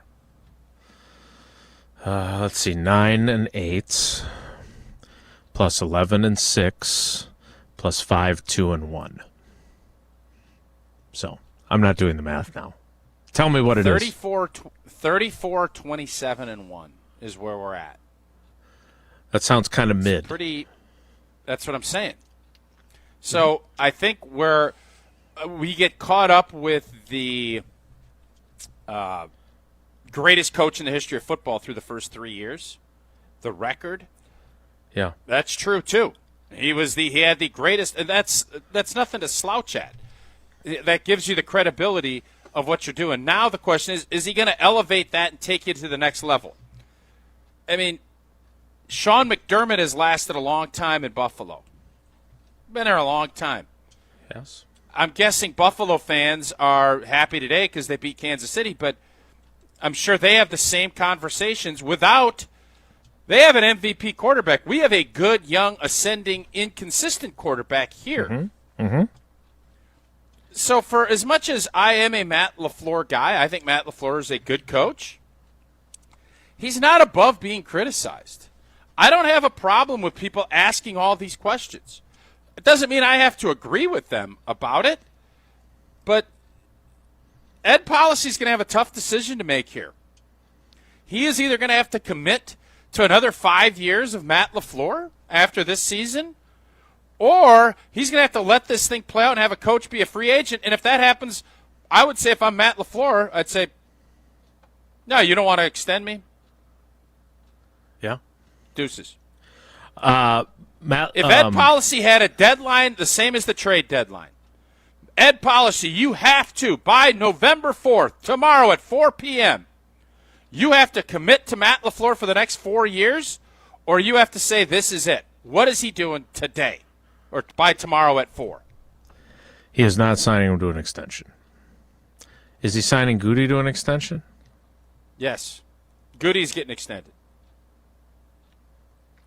Adam Schefter confirming, per sources, what we all expected, feared, knew, and that is Tucker Kraft's ACL is indeed torn, so his season is over. We need to get some more of your calls coming up. 844-770-3776. That's the Carbless Talk and Text line. Tausch needs to tell us about Coors Light first, though. Indeed I do, and whether you're tailgating pregame, enjoying your experience during the game, heading down to Hard Rock Casino Rockford, and you're going to throw a little dice with the old ball coach, crack open a Rocky Mountain cold Coors Light, brewed with a 3-step cold process, cold lager, cold filtered, and cold packaged. So it is made to chill. I do wonder, will Jesse put a little, obviously Jesse as driving won't be able to, does he put a little baby cooler in the back, let the boys have a couple cold ones? I don't know. It's up to Jesse. It's only 102 calories. Make sure it is Coors Light in your hands. Celebrate responsibly. Coors Brewing Company, Golden, Colorado. Are they all sitting in the back together, the three of them in the back row, and you're in the front by yourself? I don't know Uber what driver? that layout's going to be. He's got a new car from when I rode down to Hard Rock Casino Rockford. And it's got a ding in the back from getting rear-ended. Yeah, a little more leg room. All right, we still have one segment left in the 10 o'clock hour, which is hard to believe given we took that break at 9:28. Who's going to in the first shotgun? hour? Oh, boy. It's got to be Barry. More of your calls next. No, if you have somebody that'll move that front seat up, I'm telling you, with someone who wants to stretch their legs, it's usually a little bit better in the back. It is. But if you got Angler sitting up there, he's going to want to have the seat way back. Tark will do whatever Coach says. Tark will shove his knees through the windshield so that Barry can put his legs back. So that my guess, Tark squinches up against the windshield. Barry has all kinds of room to kick his legs back, and then Jesse is forced to shove his thing way up so that Angler can kind of stretch his legs out in the back too. That's how I envision the layout of Jesse tonight. Go boo in a bar. More calls next. It's Wilde and Tausch. This is Wilde and Tausch, brought to you by Grassland Butter. Grassland Dairy is Wisconsin. Learn more at grasslandbutter.com.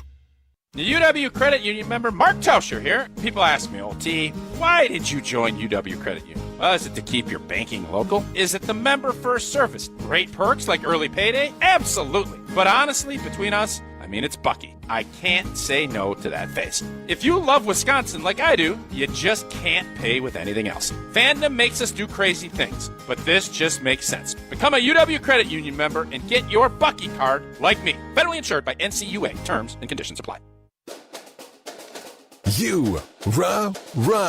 Pella Windows and Doors of Wisconsin present your Badger Minute. Here's Pablo Iglesias. This Badger Minute is brought to you by Steinhoffels. Shop Steinhoffels Black Friday sale. Ceiling mattresses just $99. Dining tables and sofas $499. Save today at Steinhoffels and Steinhoffels.com. Wisconsin football seeking to get back on track, short-term and long-term. Slipping closer to a losing season as the brand slips as well. Former Badger Colin Wilder joining the Jump Around, a Badger-dedicated show. His thoughts on outreach?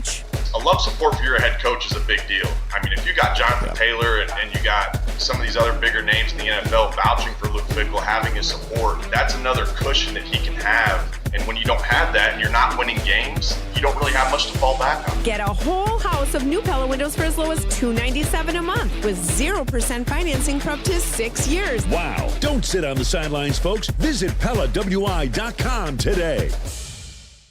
Grassland butter is built by tradition right here in Wisconsin. Grassland is family owned and has been crafting butter for 5 generations. That's why at Grassland Butter, you're more than just an employee, you're family. The Wietrich family believes in supporting each other, growing together, and building a workplace where everyone feels valued. Your voice matters at Grassland Dairy. Your success is our success. Join a team where culture isn't just a buzzword, it's how we live every day. Check us out online at grassland.com. That's grassland.com. What's new at Zimbrick Chevrolet? A lot. A free car wash with every service, plus a brand new detail facility to keep your ride looking fresh all year long. Relax with coffee and snacks while you wait, and if you can't, grab one of their numerous service loaners, take the shuttle, or even get a lift on them. Plus, Zimbrick Chevrolet has the largest new Chevrolet inventory in southern Wisconsin, and you'll never overpay at Zimbrick Chevrolet. Zimbrick Chevrolet in Sun Prairie, the name you can trust. Make the best seat in the house yours. Carbless delivers the handcrafted cocktail experience right to your living room. Bold flavor, no carbs, no sugar, just 100 calories, and all the taste with none of the extra baggage. From kickoff to the final play, Carbless is your game day go-to. Hosting friends, watching with family, or celebrating every big drive, Carbless keeps the good times pouring. So when the game's on the line, make the winning call. Skip the mixing, grab the bliss, and make every seat the best seat in the house. Find Carbless near you at drinkcarbless.com. Hey, it's Jim Rutledge, and if you're like me, you want to look good, feel good, and still enjoy life. That's why I go to Carbon World Health. Whether it's recovery after a long week, boosting energy, or getting your fitness dialed in, Dr. Nestor Rodriguez and his team have you covered. And now, they've got a new med spa in Sun Prairie that has everything you need to look as good as you feel. Carbon World Health isn't just a gym, it's a total wellness experience. Visit carbonworldhealth.com to learn more. Striving for excellence is exactly what we do. Our suite of master craftsmen ensure every roof we install will last. We believe in giving you exceptional results. And the satisfaction and durability you want with your Suita metal roof. I'm Mike. And Mary Suita. Enjoy the long-lasting architectural strength and beauty of a Suita metal roof. SWITA metalroofing.com. Suita Metal Roofing, the last roof you'll ever need. We're on the Badgers. No fan out there is excited about what Chris McIntosh said. No fan out there is excited about Luke Fickell. Because we're on Wisconsin sports. No fan out there is buying into this program. This is 100.5 ESPN and the ESPN Wisconsin app. With tears in my eyes and love in my soul, I feel like starting something. The pain it subsides the minute I go. Let's get to more of your calls on the Carbless Talk and text line. We have 7 in the queue, so I can promise you, Terrell, you're 7th in the pecking order. We will get to you before the end of the show if you're willing to stay on hold. Let's start in the town that Jesse Nelson made famous, in Muskego. With They Chris. still in it? Oh, They yeah. still in it, Joe? Yeah. Easy through the first 2 rounds. Now the Listen playoffs to you. start for the Muskego Warriors. Listen to you. Gotcha. Hey, Chris, how you doing? Oh, so I had to wake up after an hour and a half of waiting. But is Matt LaFleur, do I have faith in him? No. Yeah. Has he got a great record? Yeah. Does he make a lot of bonehead decisions when it comes crunch time? Oh, yeah. Jenkins at center, is this a failure? Yes. Most of the pressure comes up the middle.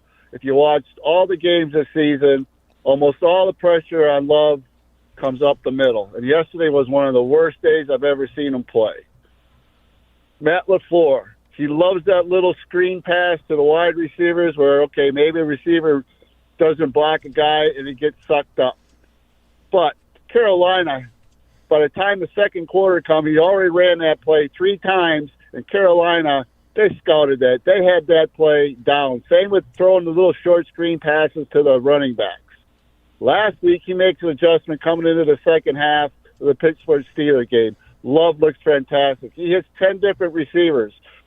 I'm so heartbroken about Tucker Kraft. Tucker Kraft has a great game last week, but yet Jordan Love was still able to hit a bunch of receivers. Watson, four receptions. Tucker Kraft had 10, and a bunch of other guys. So they had over 10 receivers hit. What happened yesterday? It's like LaFleur doesn't know how to make any type of adjustments at times. He just gets his brain stuck on certain plays and doesn't call the offense to what's happening. It's just like the Tampa Bay game, down at the goal line. 3 times to Devontae Adams when he had Tanyan and other guys in his play route, but he calls the play for DA. I don't like his play calling. And now, for the last 3 years, we're in the top 10, the top 15 penalized teams in the league. That's discipline. That's not getting these guys and holding them accountable for making boneheaded plays. That's on the coach. And I love Gutekunst for all he's done, good he's done. But is he as good as his predecessor in picking offensive linemen? You got a first-round and a second-round guy that Morgan's a fill-in, and the other guy you don't even see. They got a left guard that can't stay healthy. Why aren't these two guys starting all the time and using their big bodies and going? It's like, what's going on? I don't care if we're 5-2-1 and in first place, but if they keep playing the way they're playing, they ain't even going to make the playoffs. Chris, we appreciate the call. I think your frustration is palpable. And the long wait. Wait. Yes, and thanks for waking up once we went to you. At least we didn't go to commercial instead. So we got that going for us. That is a plus. Which is nice. All right, we got a bunch more calls to get to. One thing that he said, Tausch, that I want to ask you about quickly for your insight, because we were trying to get everybody in. If teams are going to do what Carolina did yesterday, which was different than what the Steelers did, the Steelers said, we're not going to let Josh Jacobs beat us, right? Linchpin was the word that Mike Tomlin used to describe Josh Jacobs. So they were not going to let Josh Jacobs beat him. And congratulations, that worked. He did not beat them on Sunday night a week ago. Instead, Jordan Love and Tucker Kraft did. If teams are going to do this, what do you have to do to be effective offensively? With the two safeties back, keep everything in. Joe Barry would have loved the defense yesterday because it worked. But the screens and the checkdowns and all that stuff that Chris is talking about, that is how you have to get down the field. And they had the only drive they had that was not 9 plays or longer was the one where Love threw the pick on a first down play. So what does their game plan have to be in order to beat that type of defense? You got to be patient, you got to run the football, and you have to clean up the penalties, because what defenses that do what Carolina did yesterday, they think that they can get a lost yardage play in one of those cycles to force you into a 3rd and long, and that's where they can get off the field. And you have to clean up the penalties. The fact that, there was so many holding calls yesterday. I don't know how, at least 3 or 4, at least. And that's what these defenses are designed to do. We're not going to give you the big play, and if you're not patient enough, we'll have an interception sitting in our hands on a fair catch, which is what happened. Yeah. So if I am Philly and I'm Fangio, I'm going to say, do you have patience enough to give Josh Jacobs the ball 25 times? And if you do, can you block Jalen Carter and the other big dude from Georgia and Zach Bond and everybody else consistently enough that you're getting 4 and 5 yards of carry? Because I don't think you can. And if you can't, you're not gonna get big plays. And you heard Jordan Love yesterday talk before the game with Pam Oliver talking about explosives. And so you knew that was their plan. They wanted to have explosives because offensively, it's really hard to go put together 12, 13-yard drives in this league consistently. That's what I'm guessing teams, if I'm playing Green Bay, I'm going to tell you, hey, man, you stick to that run and you don't have any penalties and you're getting 5, 6 yards, good luck. You're going to have some success. That wasn't the case yesterday. If you were on our social channels, you saw our 3 things to watch. I'm not sure how accurately I portrayed the keys to the game when I delivered those 3 things to watch, but they are presented by Associated Bank, a great partner of Wilde and Tausch from the very beginning. And if you haven't made the switch and you're unhappy with your bank, what are you waiting for? Go to AssociatedBank.com. Find out about their best customer service in the industry. Find out about early pay, about credit monitoring, about fraud protection, about Packers, Badgers, and Brewers checking. Find out about the bank that you belong at. Go to AssociatedBank.com to find out more. The 11 o'clock hour of Wilde and Tausch starts with more of your calls next, so stick around. Don't go anywhere. Another hour of Wilde and Tausch, presented by Pella Windows and Doors of Wisconsin, is coming up next on ESPN Wisconsin and the ESPN Wisconsin app. Mark Tusher here for Chalmers Jewelers. I've been a big fan of Scott, Garrett, and the whole team at Chalmers Jewelers for years now. I go there, my friends go there, and most importantly, my wife loves it whenever I get her something from Chalmers Jewelers. It's my go-to spot for birthdays, anniversaries, and any special occasion. For quality jewelry and a great experience, choose Chalmers Jewelers, the place to go for that perfect gift. Stop at Chalmers Jewelers in Middleton and Madison. Chalmers Jewelers in Middleton And Madison. This is Wisconsin volleyball national champion Devin Robinson. You're listening to 100.5 ESPN WTLX Monona Madison, a Good Karma Brands radio station. Broadcasting live from the Everlight Solar Studio, this is your Metro Kia of Madison Sports Center. Good morning, Madison and streamers everywhere. I'm Jesse Nelson. Sports Center brought to you by Wisconsin Surplus in Mount Horeb, your homegrown auction powerhouse. From government assets to vehicles and equipment, find your next deal at wisconsinsurplus.com. The Green Bay Packers fall 16-13 to the Carolina Panthers yesterday at Lambeau Field. As a 13.5-point favorite, the Packers losing marks their largest margin loss since the AFL-NFL merger in 1970 as a projected favorite. Pretty crazy stuff. Jordan Love after the game on the frustrating performance for the offense. It's very frustrating. I think everybody in that locker room is very frustrated. It's tough. But I think the mindset or what we're walking out of that locker room feeling is if we don't play our best, we're going to get beat just like that, no matter who it is. So we've got to find ways to be at our best and, like I said, be more consistent, put up more points in this. But it's definitely frustrating, but this is what happens if you don't play your best week in and week out. Breaking news brought to you by Metro Family of Auto Dealerships on the east side of Madison. Tucker Kraft has, in fact, torn his ACL, and he is done for the 2025 season. Metro Kia of Madison, Madison's trusted Kia dealer. Stop into Metro Kia on the east side of Madison or metrokiaofmadison.com.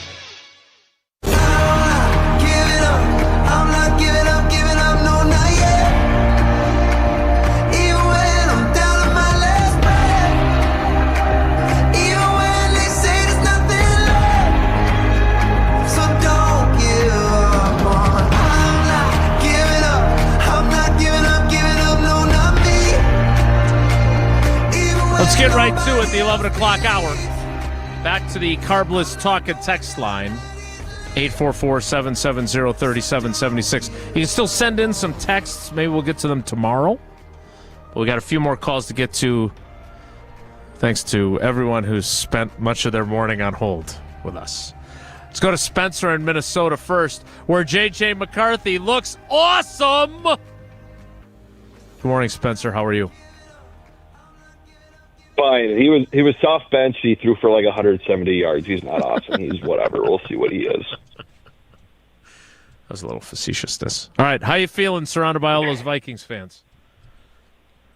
I don't care about them. They're nothing. They're an afterthought. Whatever. They're like every other year. They're good. They're bad. I don't care about them. But I don't know. The Packers yesterday sucked. I've always been a Matt LaFleur apologist. But this game, whatever, and it's just kind of lingered, honestly, since like the Bears game just about last year, where it's starting to feel like we're in this relationship with this person that we really like, but we're realizing it's not the one we're going to marry. That's what Matt LaFleur feels like right now. Like he might not be the guy to bring us all the way there. I mean, just the managing. I mean, you think just looking back this whole year, we've mismanaged the offensive line. The wide receivers, I mean, just looking at punt returner, too, I don't know why Matthew Golden had his stint as the punt returner there. Cornerbacks, and now kicker even, you can argue that the way LaFleur has managed the kicking position has made McManus a worse kicker. And, we said the same thing about Jordan Morgan to begin the year, too, on the offensive line. The play calling, I mean, remember, I think I've called and said this before. Remember when fans were wanting the Matt LaFleur offense when we had Aaron Rodgers? It seems like the further we've gotten away from Aaron Rodgers, there's less of a cohesive plan, and we look more lost in these big moments. You wonder if LaFleur, one, was able to manage the game a little bit more when Rodgers had more of an influence over play calling. And then on top of that, too, you wonder, I think we all like Jordan Love, but something that LaFleur said is, I'm not going to run plays that my quarterback isn't comfortable with. I wonder if Jordan Love is a guy who would speak up and say, we're running things that he's not comfortable with. I mean, even the Cardinals game, he didn't say anything to LaFleur about going for it on fourth. He gave him a look, right? And along with that, too, just the game plan, and maybe similar things have been said in the past, but especially this year, Steno said he said this a couple times on certain plays or not getting guys on the field or not getting guys the ball enough. We didn't get the look we wanted. Matt LaFleur has said this. This was incredibly damning, I thought. Sometimes the defense dictates what we can do. You're the Green Bay Packers. You're Matt LaFleur. You got Jordan Love. Why is the defense dictating what you're going to do? I understand there's times where you don't want to run into a brick wall, but, some of the best plays of the year, Tucker Kraft on that fourth down against the Cardinals, he was the third read. Mm-hmm. And then, yesterday, our fourth down call was that post to Watson where they had three guys. What are you looking at on some of the, it's like at times it's like we're overdoing the game plan, too. It almost feels like that started last year when Robert Saleh came in. And now we have Nathaniel Hackett and Luke Getsy. I think they're more involved with the defense. But you do wonder if there's too many cooks in the kitchen. Matt LaFleur's game plan is a Ferrari, and he needs a road. He needs a nice, smooth road. And when that happens, everything looks awesome. But when we got to off-road, that Ferrari doesn't do good, and we need a Jeep. And it's just he isn't able to change that way, or he isn't able to just find what our staples are on offense. And he lets the defense dictates what we do. Mike McCarthy with his offense at the end there, I think he needed scheme to have the talent play better. And we had guys like EQ, MBS, and Jimmy Graham, and now it's I feel like we all think our talent is better than the scheme, and the scheme is almost bringing the offense down as a whole. Savion Williams, I think he'll be a good player someday too, but I don't think we need to have, participation trophies and have him in here on these gadget plays that just haven't really worked. I know he had a touchdown last week, sure, but other than that, it hasn't been great this year. And Jason, one last thing. I don't want to, because I know I'm just a numbskull on the internet here, but if you could work in a question for Matt LaFleur and mention "let it rip," that is what. The last time we had a identity on offense was when we went on that run in 2023, starting at Thanksgiving, where LaFleur was talking about letting it rip. And now it feels like Love is timid at times. I think he threw a couple of deep balls up because he wasn't given the opportunity, and it was like a predetermined play beforehand that he could finally go deep. Last thing, if we lose in the first round of the playoffs, I think we should move on from Matt LaFleur. And you talk about Ed Policy making a big move. I know it's dumb. I know it's crazy. But if he is, maybe thinking outside the box, what if we trade away Matt LaFleur to the Tennessee Titans, who have Chad Brinker as their president, who has history with the Packers? Matt LaFleur would be perfect there. They got Cam Ward that he could coach up, and then maybe Halfley sticks on, and then a guy like Mike McDaniels or whatever from the Dolphins comes over as the OC. That's all. Thank you. Of all the things Spencer said, all I really want from you, Tausch, is a critique of the analogy of a Ferrari and it's smooth on the road, but they need a Jeep when things get rocky. How do you feel about that analogy about Matt LaFleur as a coach? Well, I'm a Chevy guy, as you know, Zimbrick Chevrolet to be exact. I like it. First off, I love it when people try. I want to hear analogies. I think it's super fun. And it's not always easy to kind of go from point A to point B to point C.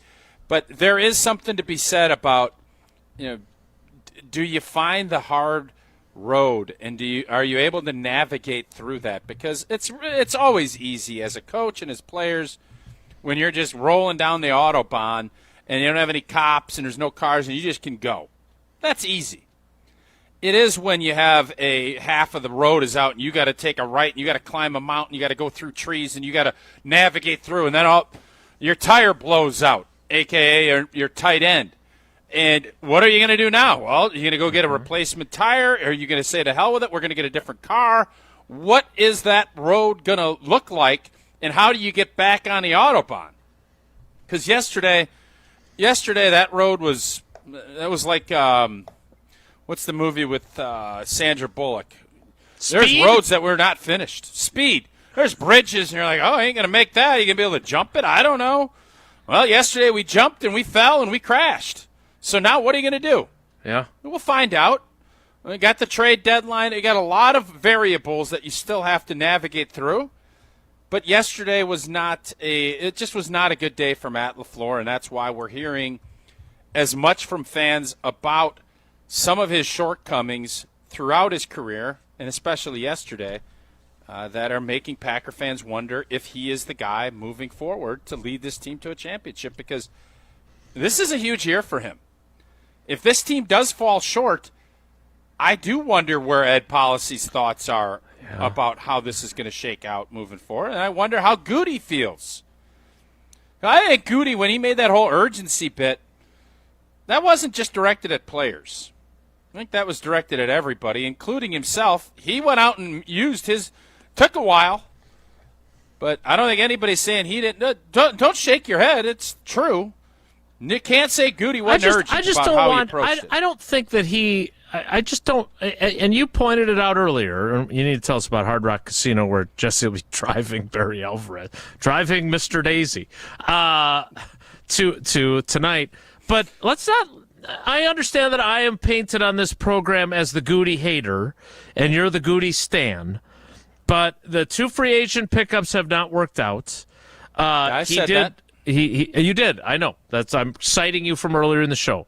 But let's make sure that we understand that there are things that he has done, including if the centerpiece of his plan for the offensive line was to move your Pro Bowl guard to center so you could sign Aaron Banks instead of leaving your Pro Bowl guard where he was and sign someone else's center, that is a mistake too. So let's not put it all at Matt LaFleur's feet. But again, I think there's plenty of blame to go around. Matt LaFleur deserves more of it than Goody. I don't disagree with that. But let's not let Goody off scot-free and say, oh, well, he deserves a 5-year contract extension and get Matt LaFleur out of here. Tausch, tell us about Hard Rock Casino. I'll say this. I will. There is nobody that's going to look at those 2 rosters yesterday and say Green Bay's roster is worse than Carolina's. I would agree. Nobody. Mm-hmm. Agreed. Okay. And I can't wait to hear about the big night out for Jesse and the boys from the Barry Alvarez show. Don't know how that's going to shake itself out, if Engs is going to sit behind Jesse, if Barry is going to make Tark put his seat way up so that he can kick his feet. But I do know this. They only got a 60-minute drive down to the Hard Rock Casino Rockford, where features over 175,000 square feet of gaming and entertainment space, 1,300 slot machines, 50 live table games, a sports book, and a rock shop, and, oh, baby, the High Limit Room. Right now you deliver premium table games, playing tailored for discerning players with enhanced game rules, including blackjack, where the dealer stands on soft 17. That's a big advantage for us players. You will enjoy better odds, faster play, and the kind of authentic high-limit action that sets Hard Rock Casino Rockford apart. Pretty sure Jess will be down there playing in that high-limit room with Coach A and everybody else down at Hard Rock Casino Rockford. Your next hand could be your best yet. Visit the high-limit room at Hard Rock Casino Rockford and rediscover your game on your terms, in your rhythm, and with your edge. Jesse Nelson. I'd like to thank those who on the text line the other day when I brought this up sent links to craps simulators. I did practice over the weekend, and I am prepared to play shoulder to shoulder next to Coach Alvarez tonight at Hard Rock Casino Rockford. Quick question. Are you just going to play the point shaken, or are you going to go 6-8? What are you thinking about doing tonight? The pass line seems to be where I'll be most comfortable. I'll play the pass line to start, and then 6-8 seems good. I wish there was a 6-7 option, but 6-8's not bad. You don't want 7. 7's bad. Out. 7's bad. Done. Okay. Yes. We have 5 calls to get to. We've got 35 minutes and at least 2 commercial breaks left. Never a doubt. Well, let's go. More Wilde and Tausch straight ahead. Stick around.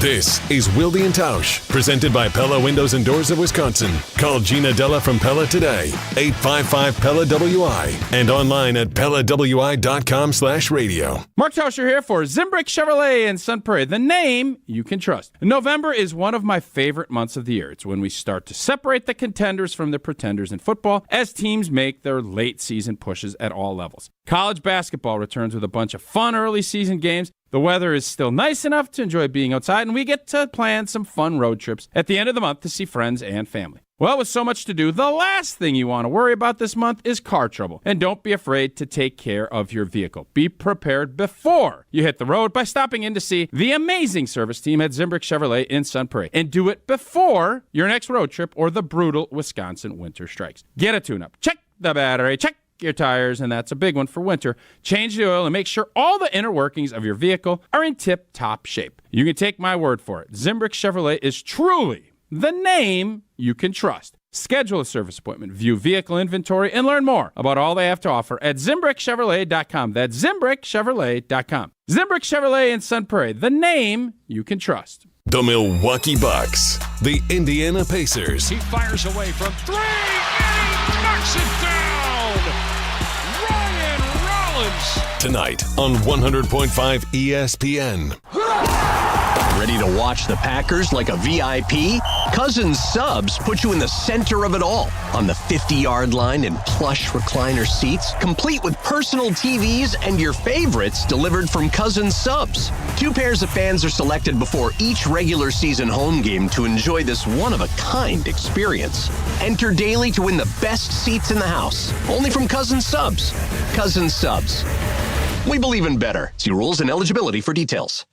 Hey, this is Mike from Infinity Exteriors. Buying a roof, siding, or windows can feel overwhelming. Hidden costs, confusing contracts. We don't play that game. We educate you so you can decide. And when you know the facts, Infinity Exteriors is the clear choice. Since 1997, we've installed peace of mind with no surprise upcharges, flexible budgets, and immediate financing. Infinity Exteriors, saving our communities from unscrupulous contractors. Visit infinityexteriors.com. What's better than cheering for the Packers with an ice-cold beer in your hand? Cheering for the Packers with an ice-cold beer in your hand that you got for 10% off. And when you get Packers checking from Associated Bank, you get even more. Like 10% off food and 10% off drinks on game day. Like that ice-cold beer in your hand. Plus 15% off Pro Shop gear. Only with Packers checking. Associated Bank. Bank of the Packers. Learn more at associatedbank.com/Packers. Member FDIC.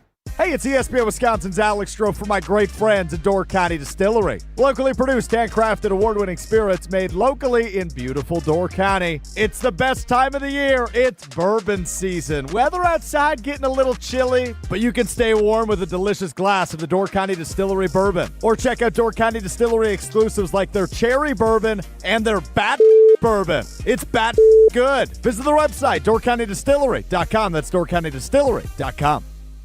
Join the Madison Money Guy, Christian Finfrock, for Retirement Income Strategies, Saturday and Sunday mornings at 7. Get the information you need as you plan for retirement. That's Retirement Income Strategies, Saturday and Sunday mornings at 7. Investment advisory services offered through Retirement Income Strategies, an SEC-registered investment advisor. Looking to take your baseball game to the next level? GRB Academy provides year-round training programs designed around your schedule and your goals. For over 15 years, GRB has been Wisconsin's leader in player development and advancement with a state-of-the-art 52,000 square foot facility of elite baseball training space and coaches who know how to get results. From youth to high school, baseball players trust GRB to help them reach their next level. Training program spots are filling quickly, so don't wait. Register now at grbacademy.com. Wilde and Tausch on 100.5 ESPN is brought to you by Everlight Solar. Save money, save the planet. Everlight Solar.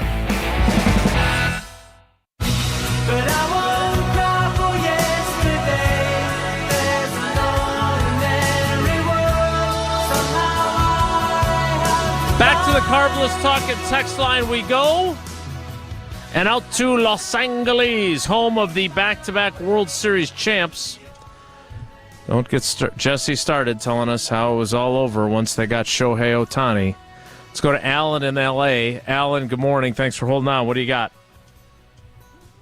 Well, Tucker Kraft's injury just broke my heart. just broke my heart. But having a little time to process it, I think it's going to provides an acute leadership test for the entire organization, Goody, the players, LaFleur, the coaches, everyone, on how they can recover from this and try to prosper. And what's interesting is, as you know, I'm also a Charger fan, been so for years when I lived in San Diego, have season tickets. And it's really interesting to compare the travails or the challenges the Packers have faced with what the Chargers and Harbaugh and his people have been dealing with. I mean, they have had like 10 different players on the offensive line. They signed Slater to this gigantic contract, then lost him for the season. They've lost Alt. They've had guys who are like fifth string that aren't even in the year, and yet, and their quarterback is leading the league in sacks, but they're 6-3 because, with the exception of one game, they have been competitive in every game. And when I look at the Packers, and I know, we shouldn't panic, and if they manage to beat the Eagles, we'll all be back on the bandwagon. But when I look at the Packers, the offensive line is a mess. The experiment with Jenkins, I think it's fair to say, is not working at all. And, LaFleur, the 4th and 8th decision, I mean, that's high school stuff. And I noticed right after the game when they asked Jordan Love about it, he quickly said, well, that was Matt's decision. He did. So I noticed that too. Jordan, and if you have Jordan making a bonehead decision on first down, throwing a ball into triple coverage into the wind where it gets intercepted, and then he says, well, it was just as good as a punt. Well, no, it wasn't, because you don't punt on first down. Correct. But how is Matt LaFleur going to rein in Jordan and say, Jordan, you shouldn't make those decisions, when he's making decisions like that, bonehead call on 4th and 8 at the 23-yard line? And when I listened to the offensive coach say in an interview last week, well, we're having a problem because our guys on the offensive line aren't blocking the right people on run plays. Well, it ain't September. It's November. I won't use any bad words, but my reaction to that is WTF. Yeah. But it's like, what are we doing? And so, should LaFleur be fired and all that? Well, no, you don't want to fire a coach in the season. But is this the guy to take us to the Super Bowl? And I have to say, I don't think so, because you're not alone in that opinion. But I am very curious to see if they, and thanks for the call, Alan, and great points, especially about the Chargers. I am very curious to see if they somehow rise up, and you said razor's edge or whatever it was, they play with an edge next week, and they win at Occam's home. Razor. Occam's razor, yeah, he's one of my favorites.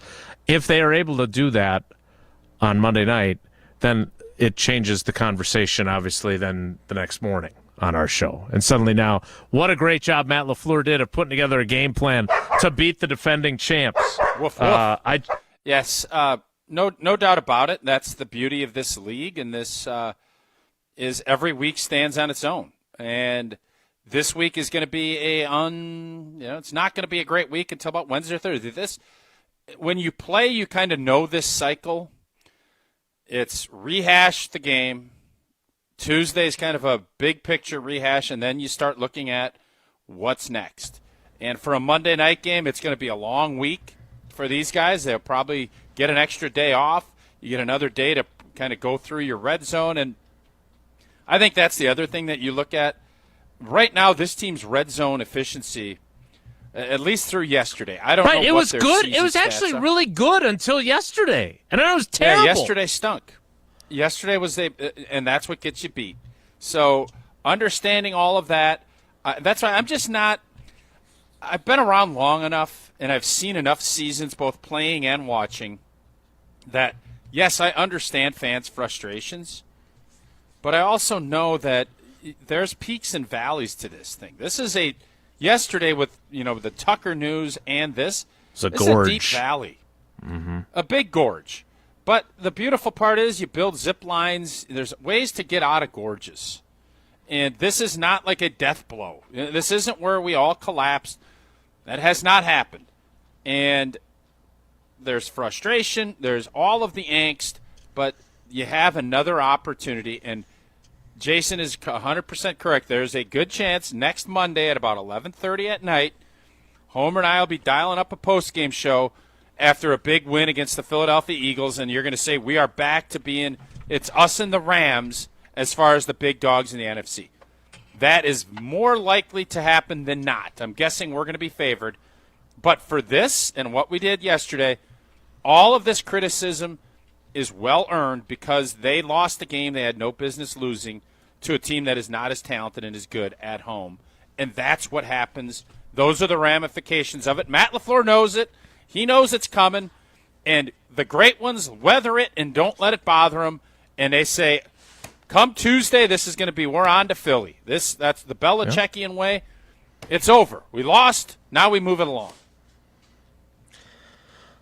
Core values are an important piece of any successful business, and Lakeland Supply is no different. They've been displaying their core values in the industrial supply space for more than 40 years. Integrity, excellence, stewardship, partnership, and faith. They're ISO certified, a Future 50 winner, top rated in customer satisfaction, and they believe in giving back to the community. Lakeland isn't one of those catalog companies either. They believe in making sure that they are your packaging and supply expert and that they're building plans around what you want. Lakeland Supply is in business to make your business better. So set up a free packaging and supply chain assessment at lakelandsupply.com. Mike, Jake, Jamon, and Terrell. 4 calls, 22 minutes. Next. Done. It's Wilde and Tausch. This is Wilde and Tausch, driven by Zimbrick Chevrolet in Sun Prairie on 100.5 ESPN. See their full inventory at ZimbrickChevrolet.com. Mark Tauscher here to tell you a little bit more about Everlight Solar. We all know that electricity costs are on the rise. That's why you need to talk to my friends over at Everlight Solar. Their local team here in Madison is here to keep it simple. From your no-cost consultation to solar panel installation, the team at Everlight Solar will be with you every step of the way. Not only will they help you save money, but by switching to solar, you're also helping save the planet. Everlight Solar, a proud partner of Wisconsin Athletics. Check them out at everlightsolar.com. Let's get the latest from Lambeau. There's no second chances. There's no do-overs. We're definitely primed to take that next step. That's the focus and the goal. This is your green and gold fix on 100.5 ESPN. It takes a lot of hard work, dedication, sacrifice, pain to get to where you want to go. This green and gold fix is driven by Metro Ford. As 12-point favorites, the Packers were stunned by the Carolina Panthers as rookie kicker Ryan Fitzgerald nailed a 49-yard field goal as time expired to give the Panthers a 16-13 win over the Green and Gold. Here's head coach Matt LaFleur after his team falls to 5-2-1. 100% starts with me.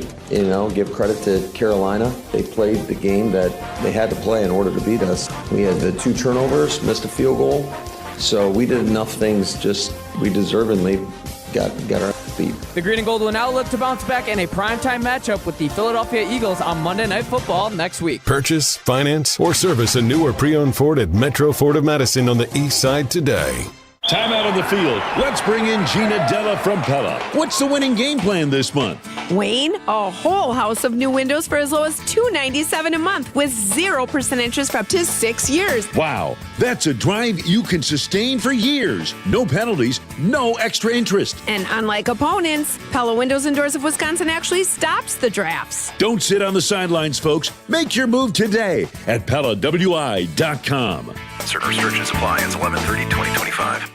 Tito's Handmade Vodka is America's favorite vodka for a reason. From the first legal distillery in Texas, Tito's is 6 times distilled till it's just right and naturally gluten-free, making it a high-quality spirit that mixes with just about anything, from the smoothest martinis to the best Bloody Marys.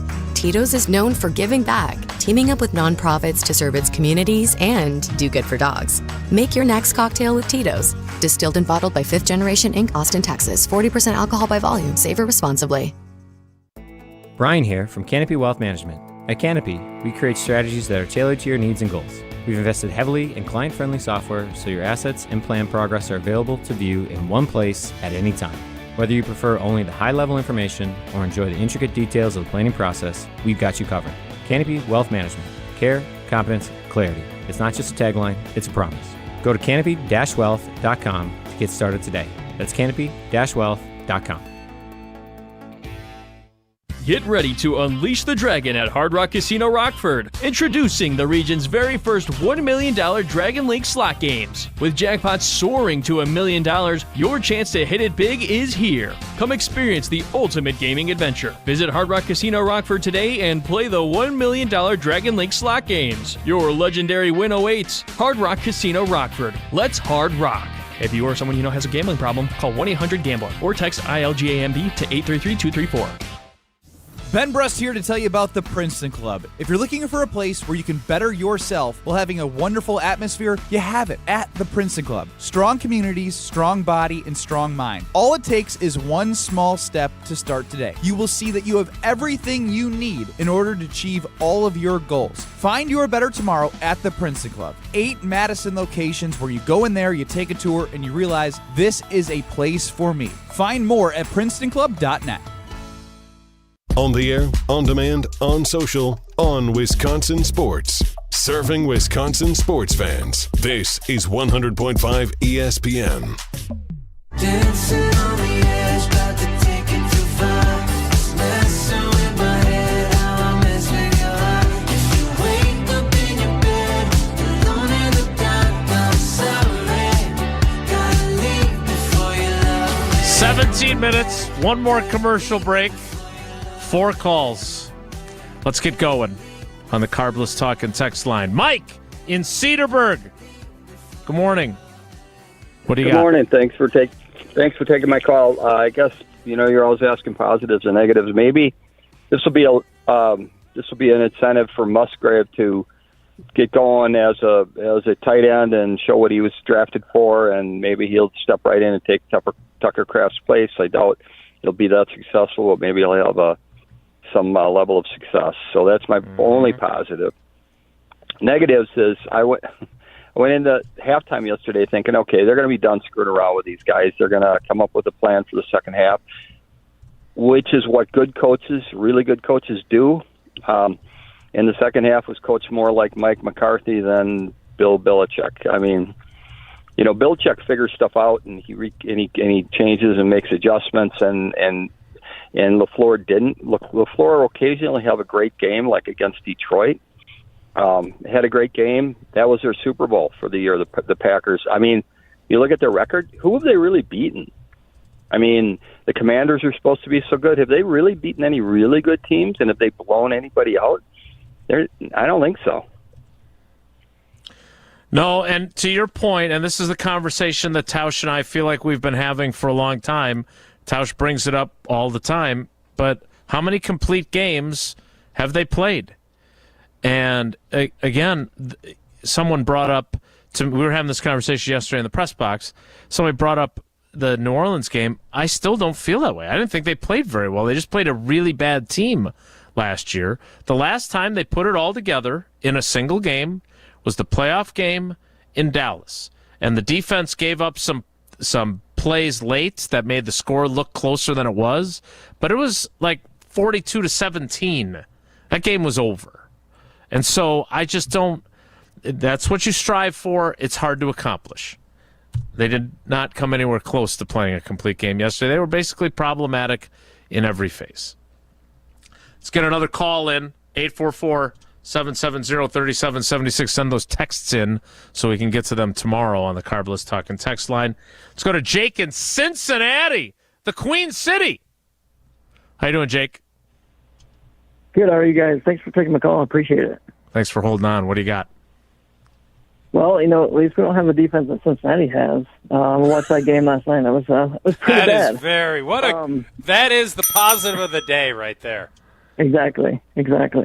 Hey, so honestly, I wasn't upset about this loss as I probably thought I would have been. I think I was more upset about the Dallas tie because I think we, all would agree that Dallas, we definitely should have beaten Dallas in that game. But I don't disagree with a lot of people's thoughts, and definitely, what you guys were saying. And there's a gentleman earlier that, had talked about how we should, pump the brakes on LaFleur's firing, and I kind of agree more with his lining than anybody else's, because at the end of the day, Ed Polish is going to make that decision about Matt LaFleur, whether he's going to fire him or not, or extend him or anything like that.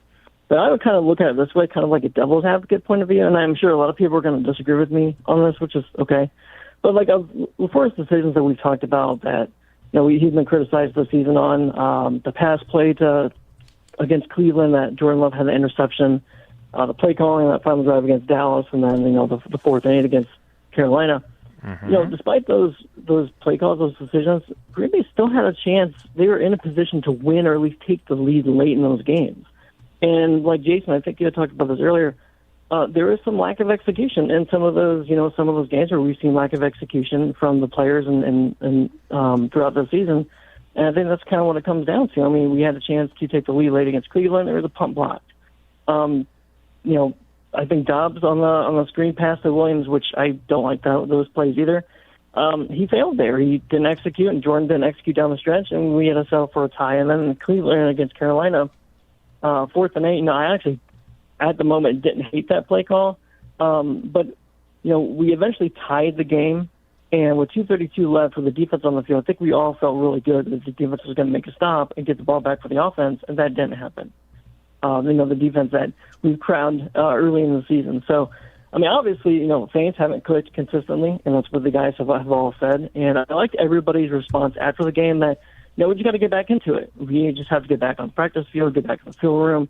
But, yeah, they didn't go out there and say something that all of us fans wanted us to hear. They said pretty much what was true, and which I think LaFleur said, it wasn't sexy to say this, but we just got to get back out there. I would leave it at this. This isn't the first time we haven't seen this for Packer teams.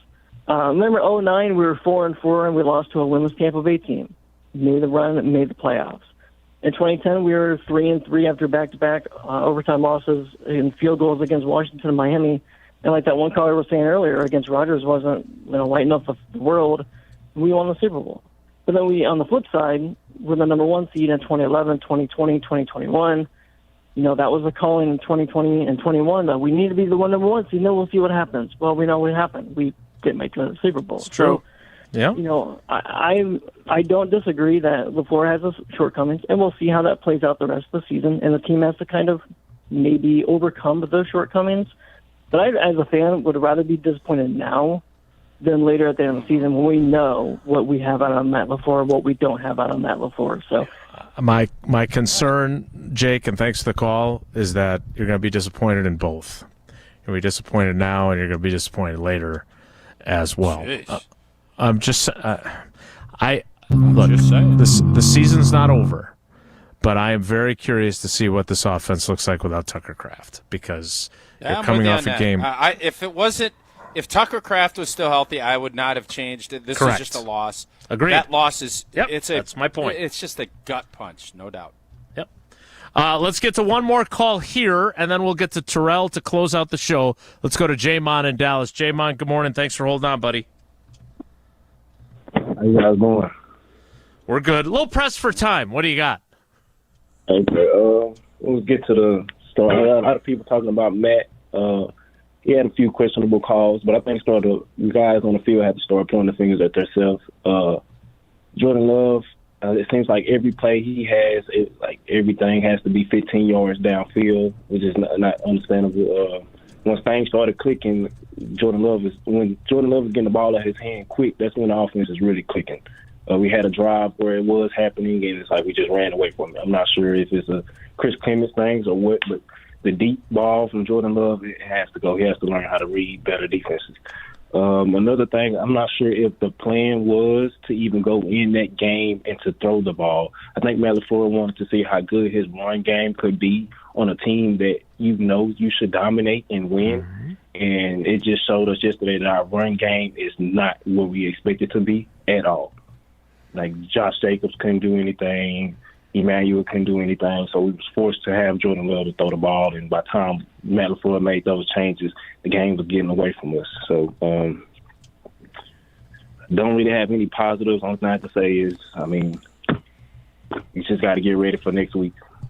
That's true. That's all they can do. But again, I think to Jamon's point there, I disagree with him on the run game. I thought agree. It was better, I was gonna say the same thing. Josh Jacobs didn't get enough touches, in my opinion.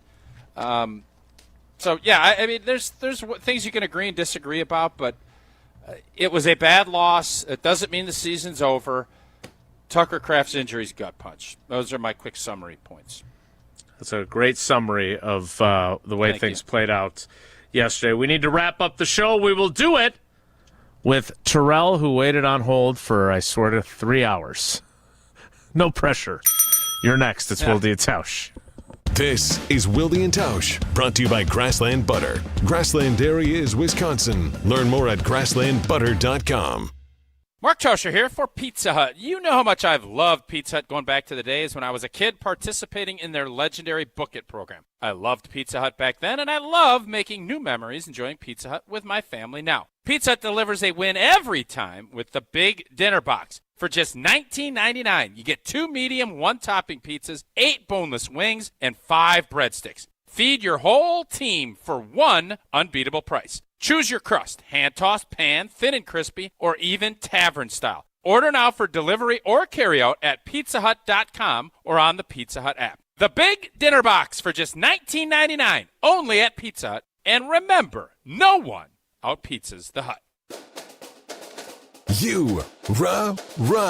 Pella Windows and Doors of Wisconsin present your Badger Minute. Here's Pablo Iglesias. This Badger Minute is brought to you by Bruner Realty, providing excellent real estate and property management services in the Madison area for over 30 years. Contact our team at BrunerRealtyInc.com to get housed today. Wisconsin football seeking to get back on track, short-term and long-term, slipping closer to a losing season as the brand slips as well. Former Badger Colin Wilder joining the Jump Around, a Badger-dedicated show. His thoughts on outreach? A love support for your head coach is a big deal. I mean, if you got Jonathan Taylor and TJ Watt and you got some of these other bigger names in the NFL vouching for Luke Fickell, having his support, that's another cushion that he can have. And when you don't have that and you're not winning games, you don't really have much to fall back on. Get a whole house of new Pella windows for as low as $297 a month with 0% financing for up to 6 years. Wow. Don't sit on the sidelines, folks. Visit PellaWI.com today. Waiting to see a general surgeon? Stoughton Health has you covered, with most appointments available within 2 weeks. Get the expert care you need without the long wait. Visit stoughtonhealth.com to learn more. At Siding Unlimited, we're really excited for the fall season. Not only are we proud partner of Wisconsin Athletics, we are also fired up for an exciting fall season cheering on football and volleyball. If that's not enough, we're really excited to share with you that Siding Unlimited is Wisconsin's best window and door installation team. Siding Unlimited is a Pella Platinum Premier National Contractor of the Year award winner 5 times. Looking for new windows and doors? Visit us at sidingunlimited.com or stop by our beautiful showroom in Madison. Coors Light presents To Chill or Not to Chill. When your friend skips your favorite song on the playlist. End the friendship. Or choose chill because that song lives rent-free in your head anyway. And you planned ahead by bringing Coors Light to the party. And the sound of that ice-cold can cracking open was music to your ears already. Coors Light. Choose chill. Celebrate responsibly. 2024 Coors Brewing Company, Golden, Colorado.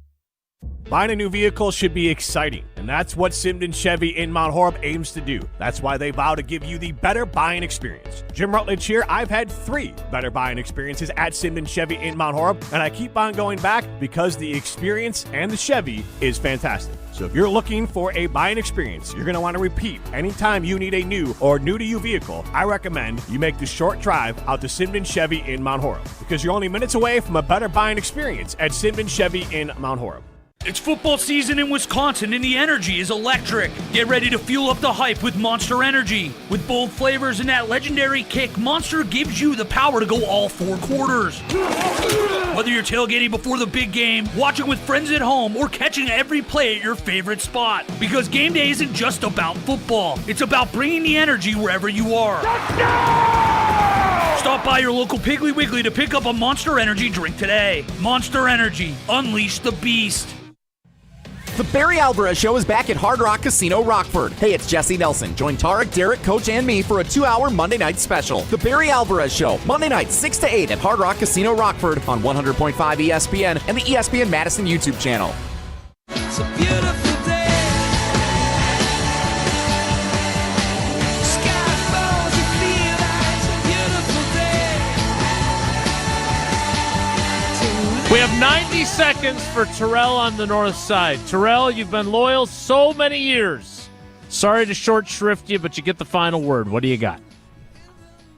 Okay, how you guys doing? I could talk about Matt LaFleur and his situational football. I could talk about him and his undisciplined teams, and I could talk about him with his stubbornness with his offense. But I refuse to be negative today. I'm going to be positive. So I think there's a bold move that needs to be made either on Gutekunst's side or on Matt LaFleur's side, and I believe that's with Zach Tom moving to center. I think Elgton Jenkins needs to go back to playing right tackle like he did before in previous years, or move him back to guard, whatever you want to do. But he can't be trusted in the middle of that offense. And if you can't stop rushers from coming in there, Jordan Love's not going to have a chance in the world going forward this season. So I'm putting Zach Tom. They paid him a lot of money, so it shouldn't be a problem. He's going to be my center because I trust him more than Elgton Jenkins right now. That's the first thing. Second thing, Tucker Kraft injury sucks. He's probably our biggest playmaker, our biggest wild card. So the strength of the offense right now is in Jordan Love and the receivers because the offensive line is not a power running football blocking team, which is Josh Jacobs' specialty. And that's why we've been seeing Emmanuel Wilson run better because he's doing more zone read, and the runs have been looking more fluid because they're not a power running football blocking team. So I would change the offense. I would go to a more pass-happy offense. I would use Josh Jacobs because he's the caliber player he is, and Emmanuel Wilson. But I think those are the two biggest things that they need to do going forward with the loss of Tucker Kraft. Terrell, we appreciate the call. We're bringing it. We're out of time. I don't know how positive that was, but be that as it may, it is where we must leave the program. Have a great day. Take care. Be good. Miss any of today's episode of Wilde and Tausch, presented by Pella Windows and Doors of Wisconsin? Commercial-free full show podcasts are available free on the ESPN Wisconsin app.